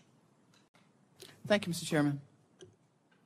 Senator Hassan, recognized for your questions. Well, thank you very much, Mr. Chairman. I want to thank you and Chairman Durman and the ranking members for holding this joint hearing today. And thank you to our witnesses, not only for being here, but for your careers of service to our country and to the men and women you lead. I am really grateful that former President Trump is safe and extend my sympathies to the family of Corey Comparatur, who was fatally shot at the rally, and my sympathies to everyone who was injured. On July 13th, major failures nearly led to the assassination of a presidential candidate who is also a former president of the United States. The Secret Service has to be fully transparent about how this happened and how it's going to change moving forward, understanding there's also a need to balance Congress's engagement in oversight with allowing law enforcement to conduct an ongoing criminal investigation. I want to thank the agents of the Secret Service for selflessly acting to protect elected officials and their families and our former presidents. We're grateful for their sacrifices and their service, and I want to thank all law enforcement, and particularly law enforcement officers and first responders who worked to minimize harm to the crowd on July 13th.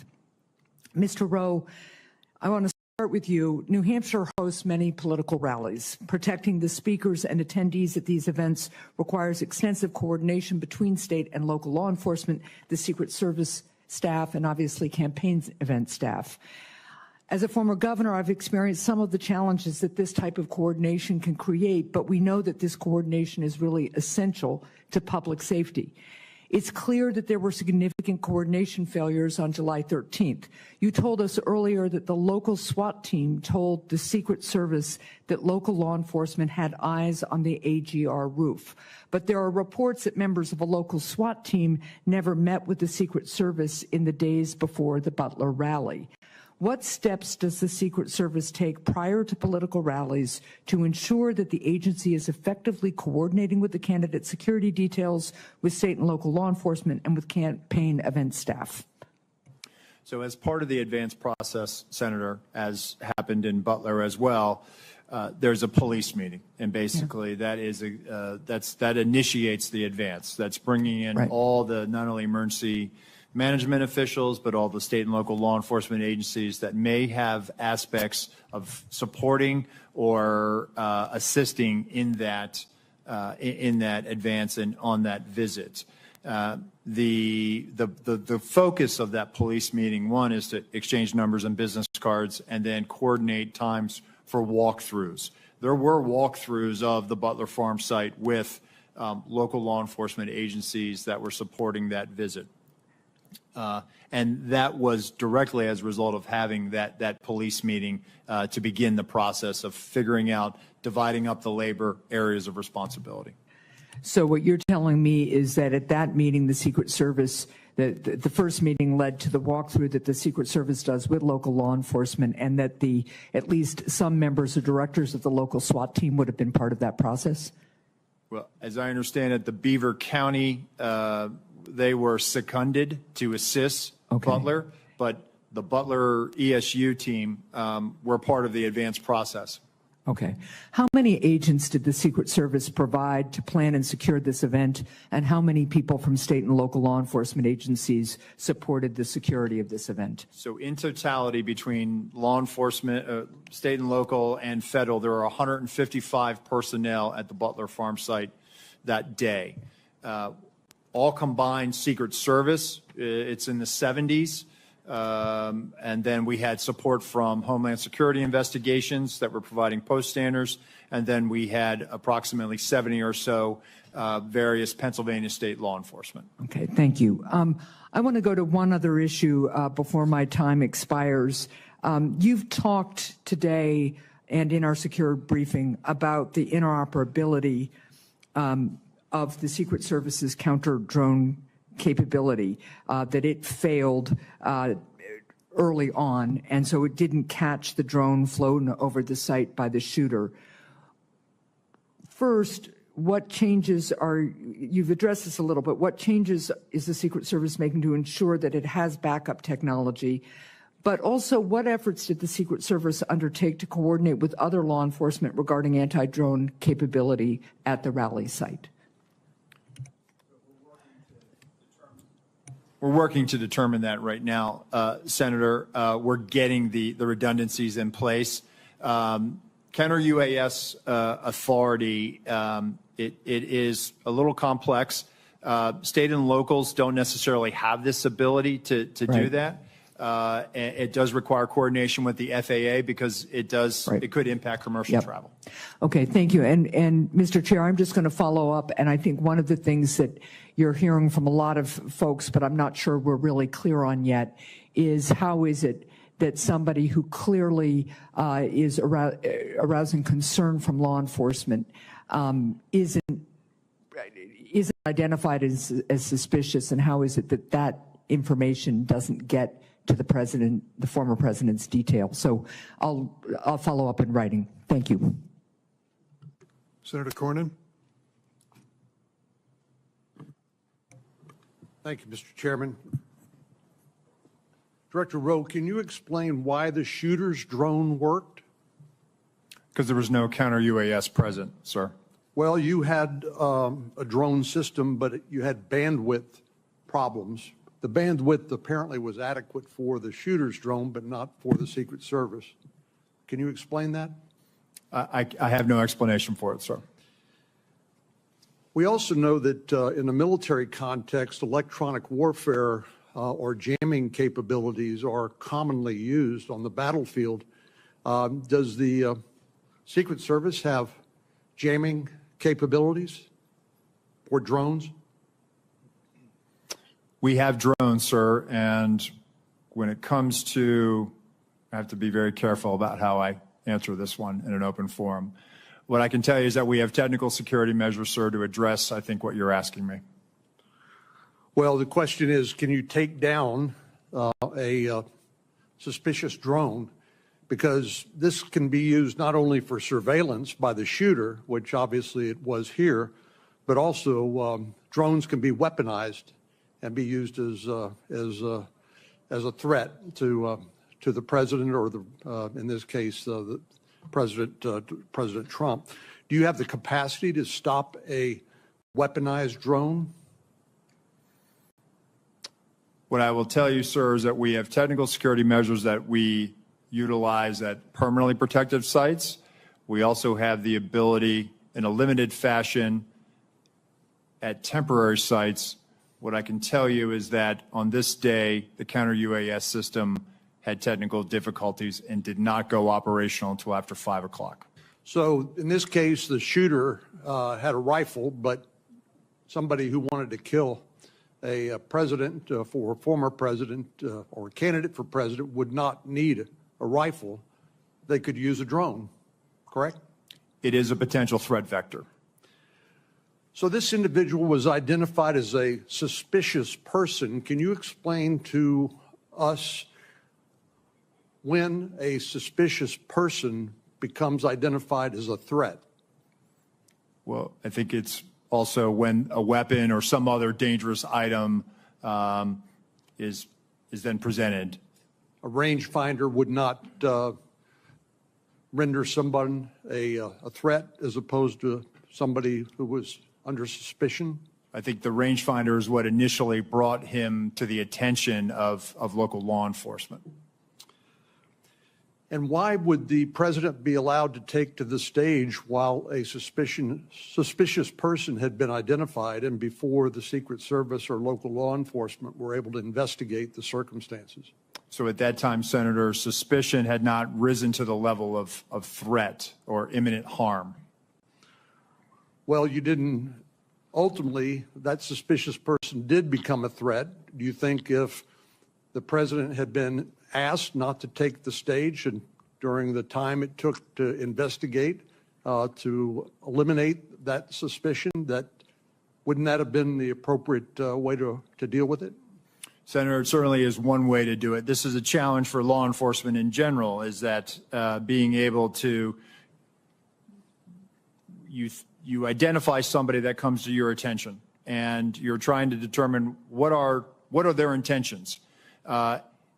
this is a challenge for law enforcement. The individual came to the attention for suspicion. He's on the outer perimeter adjacent to the secured site. Law enforcement is circulating for him. But again, without additional information at that point, we're not rising to the level yet where perhaps we should pull him off or delay him. And I'm just suggesting that maybe, just maybe, President Trump's appearance should have been delayed while that suspicion could be adequately investigated. But I've always thought of the Secret Service as the best of the best when it comes to their willingness to put themselves in harm's way to protect the life of their person they are detailed to. And I think you described the very rigorous process by which people are screened. And I think you mentioned the 2% standard. People who are interested in serving, only a very small fraction of those individuals are actually accepted in the Secret Service because of the high standards that your agency has. But explain to me why the Secret Service, being an elite law enforcement agency, would delegate to local law enforcement or others who did not meet that same 2% standard. In other words, isn't that something that Secret Service should have covered as opposed to delegating it to local law enforcement? So, Senator, again, this is where I went back to earlier when I said it was a failure to challenge our assumptions. We assumed that the state and locals had it. By no means do I want to diminish the commitment, and I'm sure you agree. State and local law enforcement do their jobs every day and protect the communities that you represent. No doubt about it. So I think what we made an assumption that there was going to be uniformed presence out there, that there would be sufficient eyes to cover that there was going to be counter sniper teams in the AGR building. And I can assure you that we're not going to make that mistake again. Moving forward, I've directed our Office of Protective Operations that when our counter snipers are up, their counter snipers are up and they're on the roof as well. And we do this all the time with our colleagues in the New York City Police Department when we cover the United Nations General Assembly. And so that is our TTP moving forward. Director Rowe, I would just submit to you that those assumptions can be lethal.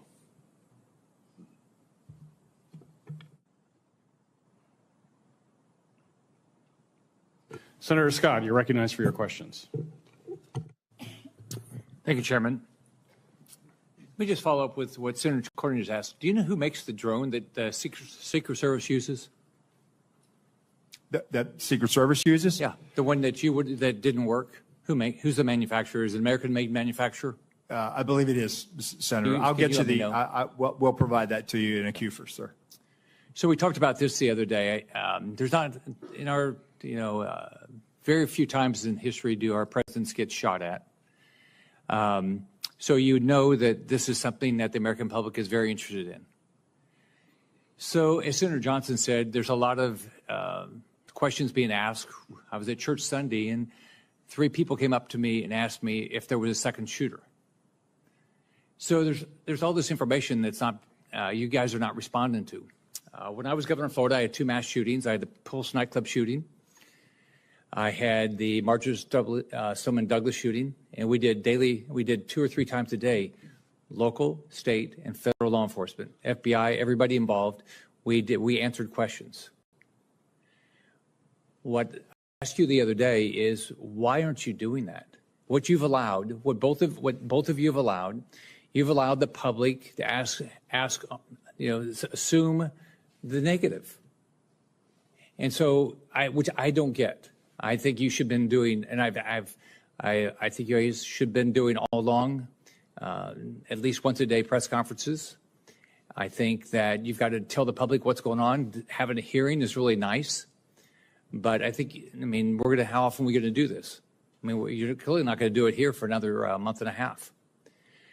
So I asked you the other day, why aren't you doing press conferences? And are you going to commit to doing press conferences? I think what you all said the other day, you're going to ask Secretary Mayorkas and Director Wray if you guys could do those daily press conferences and start giving the public information. And what's the answer? So, Senator, that's why, one, I'm here today. I'm here today to provide information and answer those questions. And we are moving towards doing more frequent releases of information, and we are willing to do that press conference. And once we get through this hearing today, we are going to, in all likelihood, do one this week. Okay, so what's the commitment?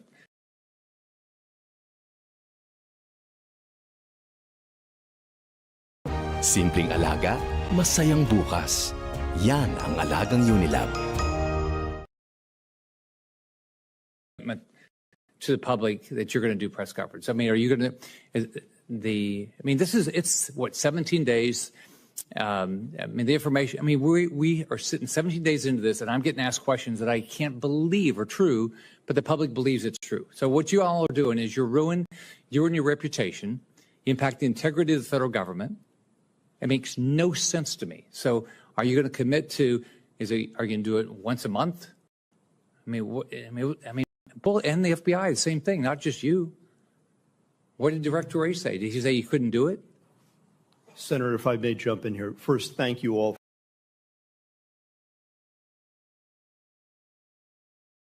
guidance in this regard. And in fact, we haven't done something every day, no doubt about that. But, you know, we're focused from the FBI side on the investigation in part as we laid out here today. We actually, based on your guidance, we did a media engagement, not a stand-up type press conference just yesterday, and laid out in full everything that I've shared here, and even beyond that, just in the interest of time. But we are, because of the intense interest in this and the implications and the national importance, we've literally provided everything through media and through journalists and here, all of the information that we have derived from the investigation thus far. We remain committed to do that in full, answering any and all questions and sharing any and all information we obtain.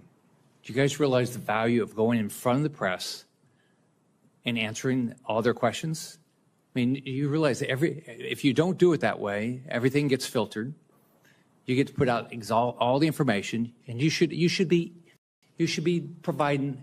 I mean, you should be every day say, this is what we know now. This is like Senator Johnson put together a timeline. You should have put together a timeline.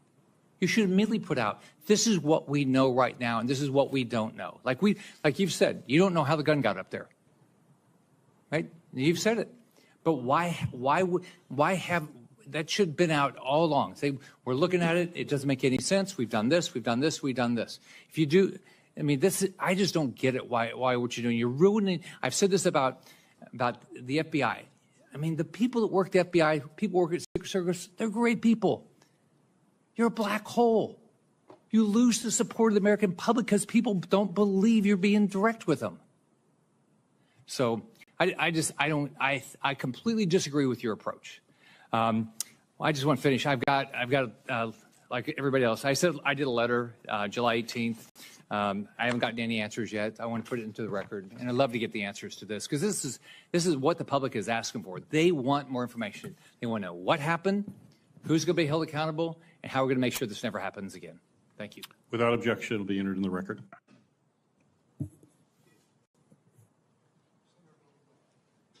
Thanks, Mr. Chairman. Thank you for being here, to both of you, and more important, thank you for your professional dedication, your personal bravery, and your devotion to the ideals of law enforcement. I know for both of you this moment is a painful one, and Acting Director Rowe, I've heard you speak in a private setting very emotionally and passionately about the need to take responsibility and take action that will assure accountability. And I know that you share a commitment, along with Director Abate, to full public disclosure to the maximum extent possible. We can make speeches at you, and I've made one myself in that private setting about the need for broader, fuller disclosure to the public, not just in press conferences, but in the course of your investigation about what you know and feel you can disclose without compromising your investigation. Let me ask you, last week, Senator Peters and Paul, along with Senator Johnson and myself, sent requests to both of your agencies to produce documents we've only received a handful so far. Can you commit to when we can expect those documents? We will get them to you as quickly as we can, Senator. And Well, can we expect them this week? we will work to meet that deadline, sir.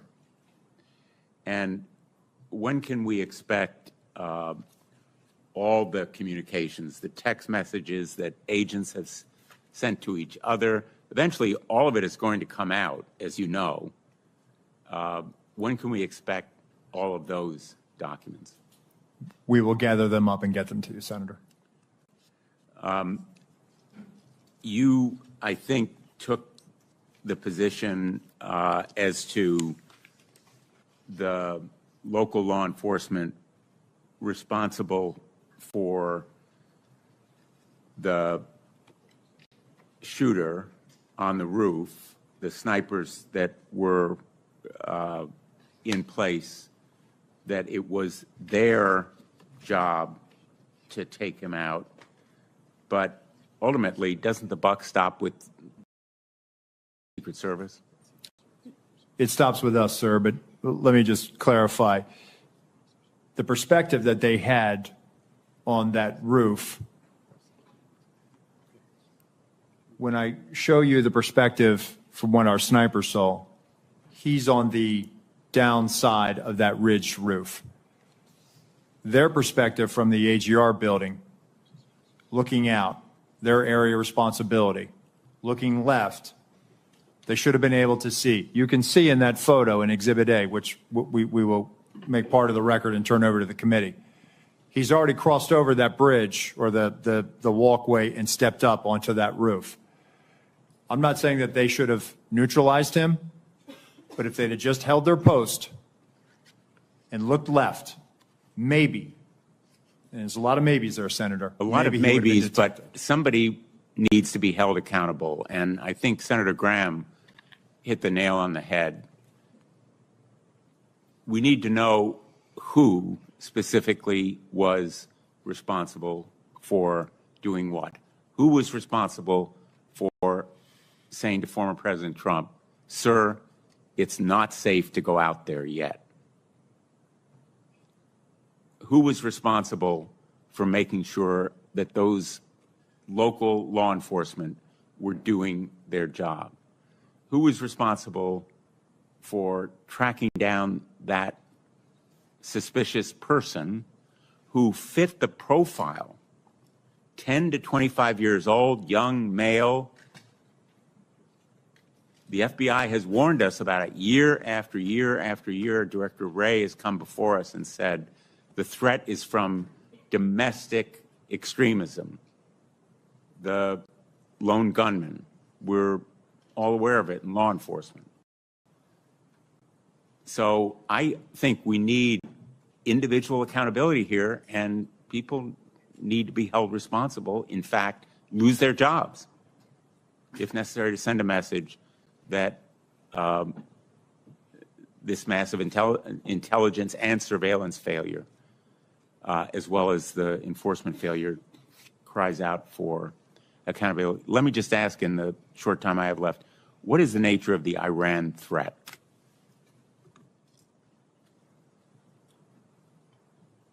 I'm sorry, Senator, could you repeat the question? What is the nature of the Iran threat, the threat to former President Trump that has been mentioned?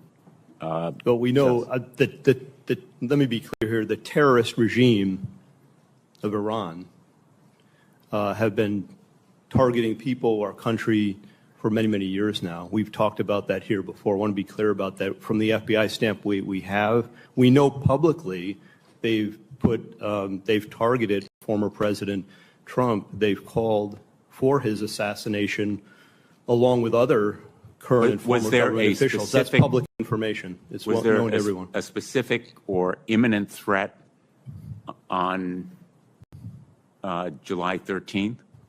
We have no information that there are any co-conspirators, or that foreign or domestic, including Iran, related to this. But we're not, I want to be clear, we have no evidence of that. We're not ruling anything out. We're looking into all possibilities and leaving our minds open to that. Was that on the minds of the Secret Service on July 13th, that there might be some threat from Iran?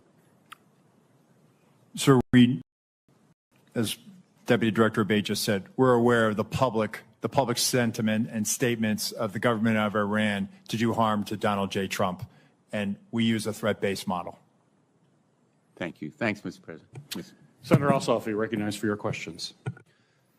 Thank you, Mr. Chairman, and thank you both for your testimony today and for your service. Mr. Rowe, I want to begin discussing Secret Service staffing. To a memorandum of assistance for the campaign with HSI. HSI will provide post standers, essentially federal agents, law enforcement, to be able to help secure a site. When it comes to close protection, the only time that we will utilize them is during a United Nations General Assembly, where they may be utilized to protect a low-level head of state or provide security at a hotel in New York City where those protectees are staying. So on the day in question, all of the former president's close protection detail were full-time Secret Service personnel? They were, and they were assigned to the Donald Trump detail. Okay. Interoperability with other federal and state and local law enforcement agencies, specifically on communications. What have you determined to date played a role in failures to swiftly communicate between agencies the suspicion or identification of a threat? Well, I think there was a delay in reporting, not having that real time. So as they were closing in on him, as information is known, as be more specific, when who were closing in on him? As local law enforcement were closing in on him, as he's seen scurrying across the roof, right? That information, and we're getting to the bottom of that. We're working on trying to figure out what was the delay. Why didn't we hear that coming out of the unified command? So based on the information I have right now, what I can tell you, Senator, is that apparently not having that real-time information is what really hindered us in being able to understand more than it was just the locals working an issue at the 3 o'clock. There was actually a little bit something more urgent than that. Does it appear that that is due to a lack of communications links between relevant officials and agencies, or poor communications practices and a failure to report? I don't want to rule out. I want to have a neutral opinion on that. So I don't know if it was poor practices. I can tell you that the interoperability, having not being able to have that technical fix, which is a lofty goal to be able to do that, is something that has been a hindrance. But that's why we use a counterpart system. So there, in fact, is not the capability when an intergovernmental, interagency team is deployed to secure a site like this and to mount, if necessary, a quick reaction. There is not currently the capability for example, state law enforcement SWAT personnel or local law enforcement officers to communicate directly with Secret Service officers on site? So technically you could do it, but it would take a long time to get it done. And for a 1 day or an 8-hour operation, it requires a lot. And it would be months of planning, of knowing that we are going to go to this particular jurisdiction and that we're going to need your frequencies, the keys, and we're going to need to load you into our radios, and you're going to be needed to load it into ours, and vice versa. Right. Well, this presents potentially, I think, an opportunity for the Homeland Security Committee. I mean, not just in an executive protection context, but any complex incident response, any counterterrorism, any natural disaster context. The inability swiftly to link personnel from disparate jurisdictions at the local, state, and federal level is a vulnerability for the nation, is it not? I would think, and based on my experience, being able to talk to other agencies in real time certainly would assist in that response. Mr. Chairman, do I have time for one more question? No. Yes. Thank you. I know others have touched on this. One of the things that's been most baffling to the public has been the failure to fully secure this structure, which even to a layperson's uninformed eye clearly presents as a site from which an attack on the former president of this event could be mounted. And it had particular characteristics that made it even more of potential value to an attacker. Just walk us through one more time. Is there not an established doctrine or practice or checklist by which such sites are assessed for threat and determine whether or not to be within or without of the security perimeter? So, Senator, controlling high ground is something that is a must for us whenever we go into a location. Yeah. Well, I know we're all eager for more information on why that task was not completed in this case. Thank you for your testimony. Thank you, Senator Ossoff. Senator Lee.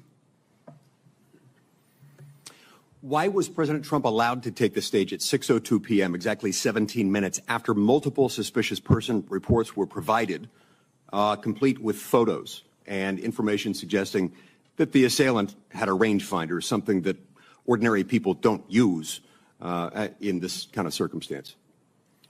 Senator, again, it was suspicion, not weapon, or there was never communication of that there was an individual with a gun or threat or other bad intentions. How many suspicious person reports did you receive that day? I'll get back to you on the exact number, but there were other individuals that came to the attention of law enforcement that day. Would President Biden ever be allowed on stage under similar circumstances with an unresolved set of multiple suspicious person reports provided, including indicating that there was a rangefinder involved? Senator, I can tell you that a suspicious person on the outer perimeter with local law enforcement attempting to locate would happen, but I would need more information as far as whether or not we would allow the president to go on or off. Again, for us, it comes down to weapon, a potential threat. Is the individual carrying an IED? Is there a weapon? Is there some other factor that now ramps up our attention to let's hold off on this? If there were 8 shell casings found next to the assailant's body, but he was neutralized after the first shot, where did those other shots come from? Where did the other shots go? As far as the assailant's shooting? Yes. So did the assailant get out 8 shots, or were those shell casings left from the day before? Where did they come from? The shooter, Senator, we believe fired 8 rounds. We had the shooting reconstruction team go out there for a period of days and collect all that. So we have bullet holes, bullet fragmentation, all taken back, and we're still putting together the trajectory and ballistic analysis, although we do have fragments of the bullets, and bullets have been collected in the distance from the shooter's weapon. Gotcha. It's my understanding there was a sniper team assigned to a window with complete overlook, complete view of the roof, the same rooftop, sloped rooftop where the shots were fired. It's also my understanding, according to some whistleblower accounts, that post was abandoned. What can you tell me about that? Why was it abandoned? So I saw that from the colonel's testimony, sir, and it's something that I've asked and our mission assurance is getting to the bottom of. And there were two-man counter-sniper teams from the locals that were in that AGR building. And so at some point they just left? That I don't have an answer for you on that, Senator, but it seems to me that if even one of them left, there should have been remaining some additional eyes left in that building. Yep. That seems like something that maybe should be one of the very first questions you address. I'm actually surprised that you don't know that already, and I'd ask that you submit to us in writing what you learn as soon as you learn it. Will you commit to that? Yes, sir. What can you tell me about, well, let me just state this way. Multiple requests were made by Trump's protective detail and by Trump's campaign team to the Secret Service for additional resources. I'm told that those were denied. And as I recall, the Secret Service spokesperson initially denied that such requests were made and denied. Why not tell the truth from the outset? What were they trying to do there? So, Senator, I don't think there was any intention to mislead. Seems like a pretty material fact, doesn't it? I saw that report. Go ahead, Senator. Will you commit to me that you will submit to us in writing what requests were made by whom and to whom and when they were denied? I will, sir. Okay. Look, at the end of the day, we're looking at a situation in which, at a minimum, people knew that this guy had a gun at least 2 minutes before the shooting happened. I want to know what you can tell me about what happened during that final 2-minute period, where a whole bunch of people in the crowd saw and were shouting, "He's got a gun." During that 2-minute period, perhaps at the beginning of it, the local police started to climb the rooftop, and there was at least 30 seconds after which local police were able to personally observe the shooter with a gun, had the gun pointed at him. What happened during that time period, and why on earth was President Trump not removed from the stage at that moment? So again, Senator, the reason why President Trump was not removed was, again, we did not have anything more than locals working an issue at the 3 o'clock. Wasn't determined as to whether or not it was the same individual or not, and there was no report of the same individual as what? The same suspicious individual. Right, but we've left the category of suspicious individual at that point. You've got a guy with a gun on a rooftop 136 yards away from the stage. You know that he's got a gun at that point. What happened during that time period that did not result in President Trump, his protective detail, being notified of that and him immediately being removed from the situation? Senator, what I will say, and then I'll turn it over to Deputy Director Abate. No information regarding a weapon on the roof was ever passed to our personnel. How is that even possible? Do you want to comment to that? Senator, again, I believe that information, and this is probably something my colleague can expound on, information that was in law enforcement, local law enforcement channels, but did not cross over and make it to Secret Service awareness. Senator, just to clarify the timeline, so the individual was first seen by law enforcement on the roof at about 6:08. We're still working to perfect the timeline based on the radio comms and all that. It wasn't until at 6:11:03 seconds, the officer saw him and called out his arm. That was the first sighting where he had the rifle on the roof, and then he. And that was relayed to the Secret Service Command Center at that point. My understanding is no, Secret Service, it was not relayed to them. It's a narrower time frame, though. It's probably about maybe up to half a minute between the time he's seen with the rifle and when the shots are fired. But there's still time. At that point, if there were an open channel of communication in which they were able to tell him, he's got a gun, take him out. You could still take President Trump off the stage. You could have him duck. You could have the shooter neutralized. Do you not have a channel of communication by which they can say, gun, take him out?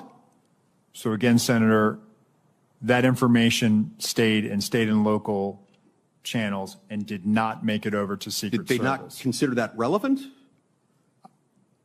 You're saying that the local police didn't consider that relevant enough to pass along to the Secret Service? Sir, I think that they were in the midst of dealing with a very critical situation, and they articulated that over the radio, as I understand it. However, it was never relayed over to us. Thank you, Senator Lee. Senator Hawley. Thank you, Mr. Chairman. Director Rowe, can you put your first poster, your first demonstrative back up? Please put A up, please. Let's make sure everybody can see it. This is the photograph, I believe, that you took, your team took of the roof, the AGR roof. Yeah, that's the one. Okay, so from this vantage point, as the law enforcement who are in those windows, as they look left, they should be able to see the shooter clearly there on the AGR second floor roof. My question is, why is there not a Secret Service counter sniper on that roof? So, Senator, we're when we post up, our methodology is to look at things that can see in on our protectees, so that they can provide that coverage. But why is there not a Secret Service counter sniper there with clear line of sight? That roof has a clear line of sight to the former president. Why didn't you put a Secret Service counter sniper there? The Secret Service's counter sniper role is to neutralize those threats that are looking in on us from where the protectee is, not necessarily you think maybe you might want to revise that protocol in light of what happened here? They were protecting the principal, and I think the principal got shot. Understand that, sir. So do you think you might want to revise the protocol? Let me ask you this. Who was the lead site agent who made the decision to leave the AGR building completely outside of the security perimeter? Who was that? Senator, I cannot give you that name. This person is operational. They're still doing investigations. They're still doing protective visits. Have they been relieved of duty? Senator, they have not been relieved of duty. I know their name, by the way. Why have they not been relieved of duty? They are still cooperating, not only being interviewed by the FBI, but also by our Office of Professional Responsibility. And we will let the facts of the mission assurance and any further investigations play out. Isn't the fact that a former president was shot, that a good American is dead, that other Americans were critically wounded, isn't that enough mission failure for you to say that the person who decided that that building should not be in the security perimeter probably ought to be stepped down? Senator, I think you're using the word decided, and I think we need to allow the investigation play out to include. Who did make the decision then? If it wasn't the lead site agent, who made the decision not to put that in the security perimeter? Senator, you're zeroing in on one particular agent. I want to find out exactly what was the entire decision process. So I think I want to be neutral and make sure that we get to the bottom of it and interview everybody in order to determine if there was more than one person who perhaps exercised bad judgment. Well, sure. My question is, why don't you relieve everybody of duty who made bad judgment? So, yeah, you're right. I am zeroing in on somebody. I'm trying to find somebody who's accountable here. And you're telling me that the person who made the decision not to include this in the perimeter has not been relieved of duty. What about the person who's in charge of the interoperability of radio frequencies between local law enforcement and Secret Service? Has that person been relieved of duty? No, Senator, because interoperability is a challenge, is a greater challenge than just one person. On that day, we had a counterpart system. It failed As the spectacularly. person who made the decision to send Donald Trump onto stage knowing that you had a security situation, has that person been relieved of duty? No, sir, they haven't. Has the person who decided not to pull the former president off of stage when you knew that, in your words, the locals were working a serious security situation, has that person been relieved of duty? No, sir. Again, I refer you back to my original answer that we are investigating this through a mission assurance. And as opposed to zeroing in on one, what more do you or need two to individuals, investigate we want to find know out exactly what the what more do you decision-making need to process investigate was. to know that there were critical enough failures that some individuals ought to be held accountable? I mean, what more do you need to know? What I need to know is exactly what happened, and I need my investigators to do their job. And I cannot. A lot of people didn't do their I cannot jobs. put my thumb on the scale. Otherwise, what do you mean put your thumb on the scale?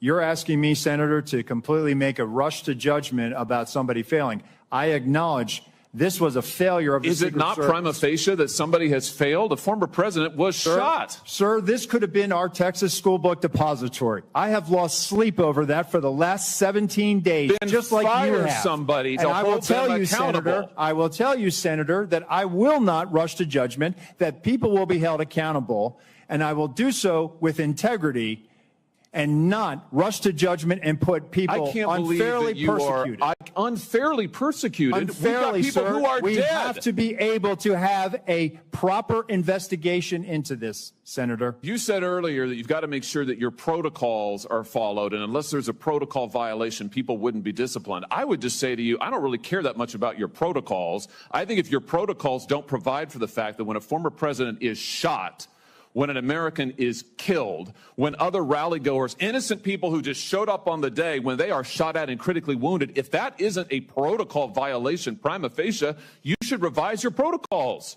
Senator, I think this is where you and I agree. This was a failure, and we will get to the bottom of it. Well, I hope you're going to do something about it. Let me ask you something else.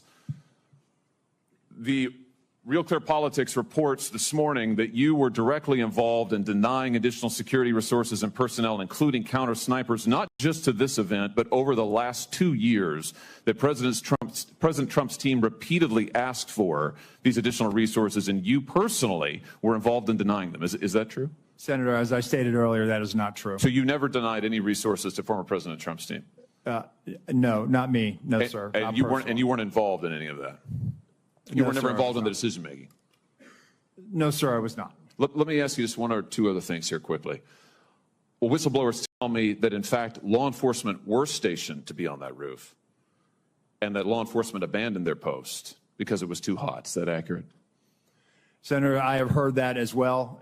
Again, they posted up inside. And I think moving forward, as I said earlier, we're going to ensure that state and local counter snipers are on roofs. But do you know if someone was supposed to be on the roof? Do you know if someone was in fact? That's what the whistleblower tells me. That may or may not be accurate. Do you know that to be the fact? Was somebody posted to the roof, local law enforcement or whomever? I do not know that to be a fact. Well, can I ask you why you don't know that? Again, Senator, we are looking at this, and they should have been on that roof. And the fact that they were in the building is something that I'm still trying to understand. I just want to express my frustration, Director, that 17 days or whatever it's been, that whistleblowers are telling us more than you are, and you don't know, you haven't ascertained if there was supposed to be law enforcement on the roof. That seems like a pretty basic fact. I'm also told that local law enforcement suppliers offered the Secret Service drones, and you declined them. Is that true? So, Senator, one, I've been very transparent and forthcoming. Your agency has not been transparent and forthcoming, so please, let's not go there. I have been forthcoming, sir. That remains to be seen. You've been on the job a few days. So far, you've fired nobody. Now, the drones. Thank you, Were Senator. you offered drones? Senator So Hawley. there was an offer to fly a drone on that day. And why did you deny it? Again, I think the ability of local law enforcement to provide an asset, we probably should have taken them up on it if it was offered. Senator Cruz. Thank you, Mr. Chairman. Mr. Rowe, thank you for being here. I agree with what you said at the outset, that the individual Secret Service agents demonstrated remarkable personal courage, putting their bodies in between the line of sight of the shooter and the president. That being said, the bravery of the line agents is quite different from the decisions of Secret Service leadership. Secret Service leadership committed catastrophic security failures, indeed the worst security failures for the Secret Service since 1981, since the attempted assassination of President Ronald Reagan. It is incumbent upon this committee to determine why those security failures happened. Just after the shooting, Secret Service put out an official statement from your spokesperson that says there's an untrue assertion that a member of the former president's team requested additional security resources and that those were rebuffed. This is absolutely false. In fact, we added protective resources and technology and capabilities as part of the increased campaign travel tempo. Was this tweet accurate? With respect to Butler, Pennsylvania, it is accurate, sir. It is accurate that the Trump team had not asked for additional security and had not been rebuffed. If you're talking about Butler, Pennsylvania, all assets requested were approved. If you're talking about the media reporting of assets requested, there were times when assets were unavailable and not able to be filled, and those gaps were staffed with state and local law enforcement tactical assets. So I'm reading from the Washington Post, July 20th, 2024. Secret Service said to have denied requests for more security at Trump events. The opening paragraph, top officials of the U.S. Secret Service repeatedly denied requests for additional resources and personnel sought by Donald Trump's security detail in the 2 years leading up to his attempted assassination, according to 4 people familiar with the requests. Is that right, that repeatedly the Trump detail asked for more resources and repeatedly Secret Service leadership turned that down?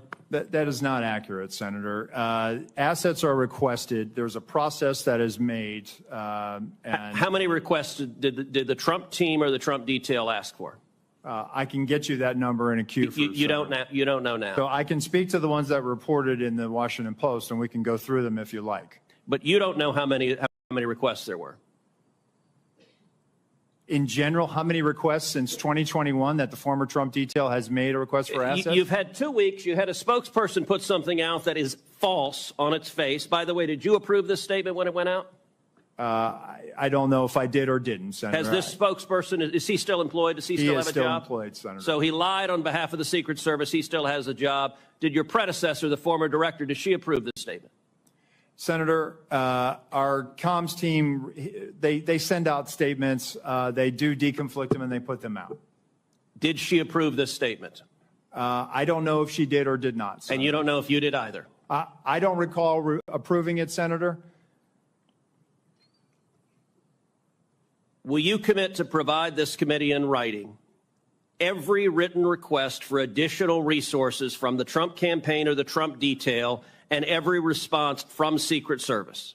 Senator, I will commit to providing responses and getting you the information that you are seeking. Let me ask you something. And who makes the decision to deny those requests? Did you make that decision? Which requests? Are you talking about the ones that were in the Any of Washington them. Post?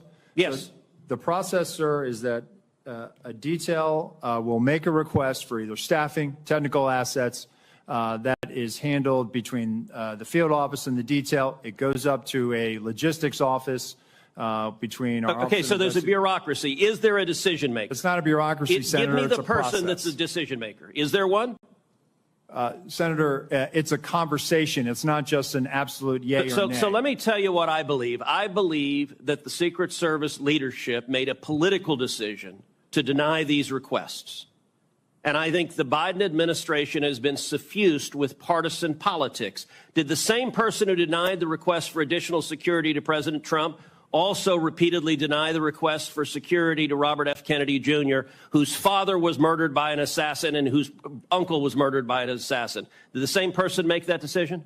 Senator, what I will tell you is that Secret Service agents are not political. Okay, you're not answering my question. But you know what? Leadership appointed by the president, leadership appointed by the president is political. I have a simple question, yes or no.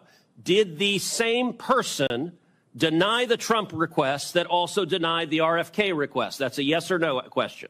Senator, that is not a yes or no question. One, there is a process for a candidate nominee to receive protection. Does the buck stop anywhere? Does the buck stop anywhere? Bipartisan process that the Hill participates It's a bicameral, bipartisan process. What cameral? For a candidate, you are not a Congress. You don't have a cameral. Mr. Kennedy submitted a request that was referred over to the CPAC. Okay, you're refusing to answer the question. Let me ask, because the failures on that day were catastrophic. By the way, is it true that on the day of the Butler event that Secret Service transferred agent from President Trump to the First Lady? No, sir, that's not true. That's been widely reported. It's not true. There was one airport agent that actually went on the manpower request for the Trump detail. They handled the arrival at the airport. What was the relative the size of the Trump detail compared to the detail that is assigned to the President or the First Lady?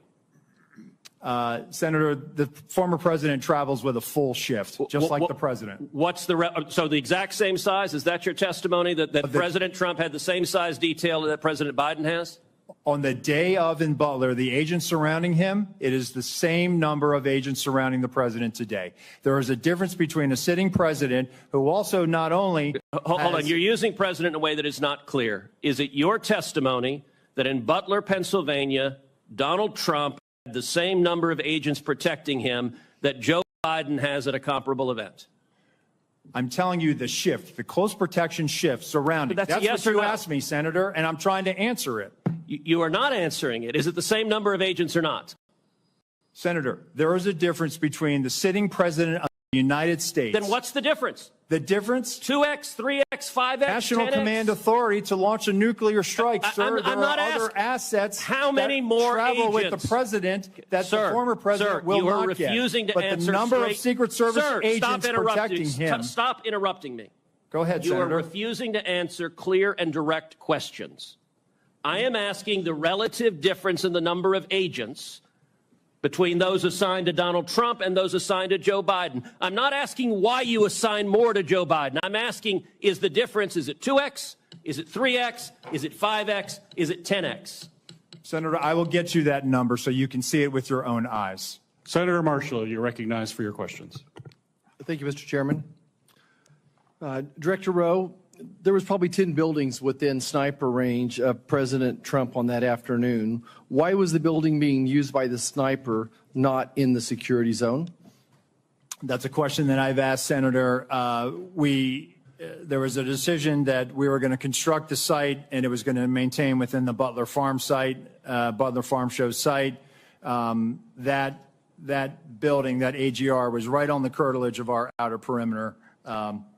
And it's something that again, having been there and walked it, I had a hard time understanding. So there's no protocol that says anything within 300, 500 yards, direct line of the president, should be in or out of the security zone. There's not a protocol that describes that. So, Senator, what we try to do is we try to either control the high ground or mitigate line of sight concerns. Okay. You've stated that on multiple occasions, President Trump's team was denied more of a detail, more assets.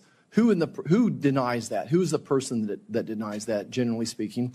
So, Senator, there's a process. Again, there's a conversation had with the detail. There's got to be a buck stopping. There's got to be someone. Who is the person? Is it a level within the D.C. agencies? Is it someone in the Pittsburgh office? Who denies this? It has nothing to do with the Pittsburgh office, Okay. sir. It is a conversation between not only the detail, the field office, but also. I don't want to know the conversation. I want to know who makes the decision.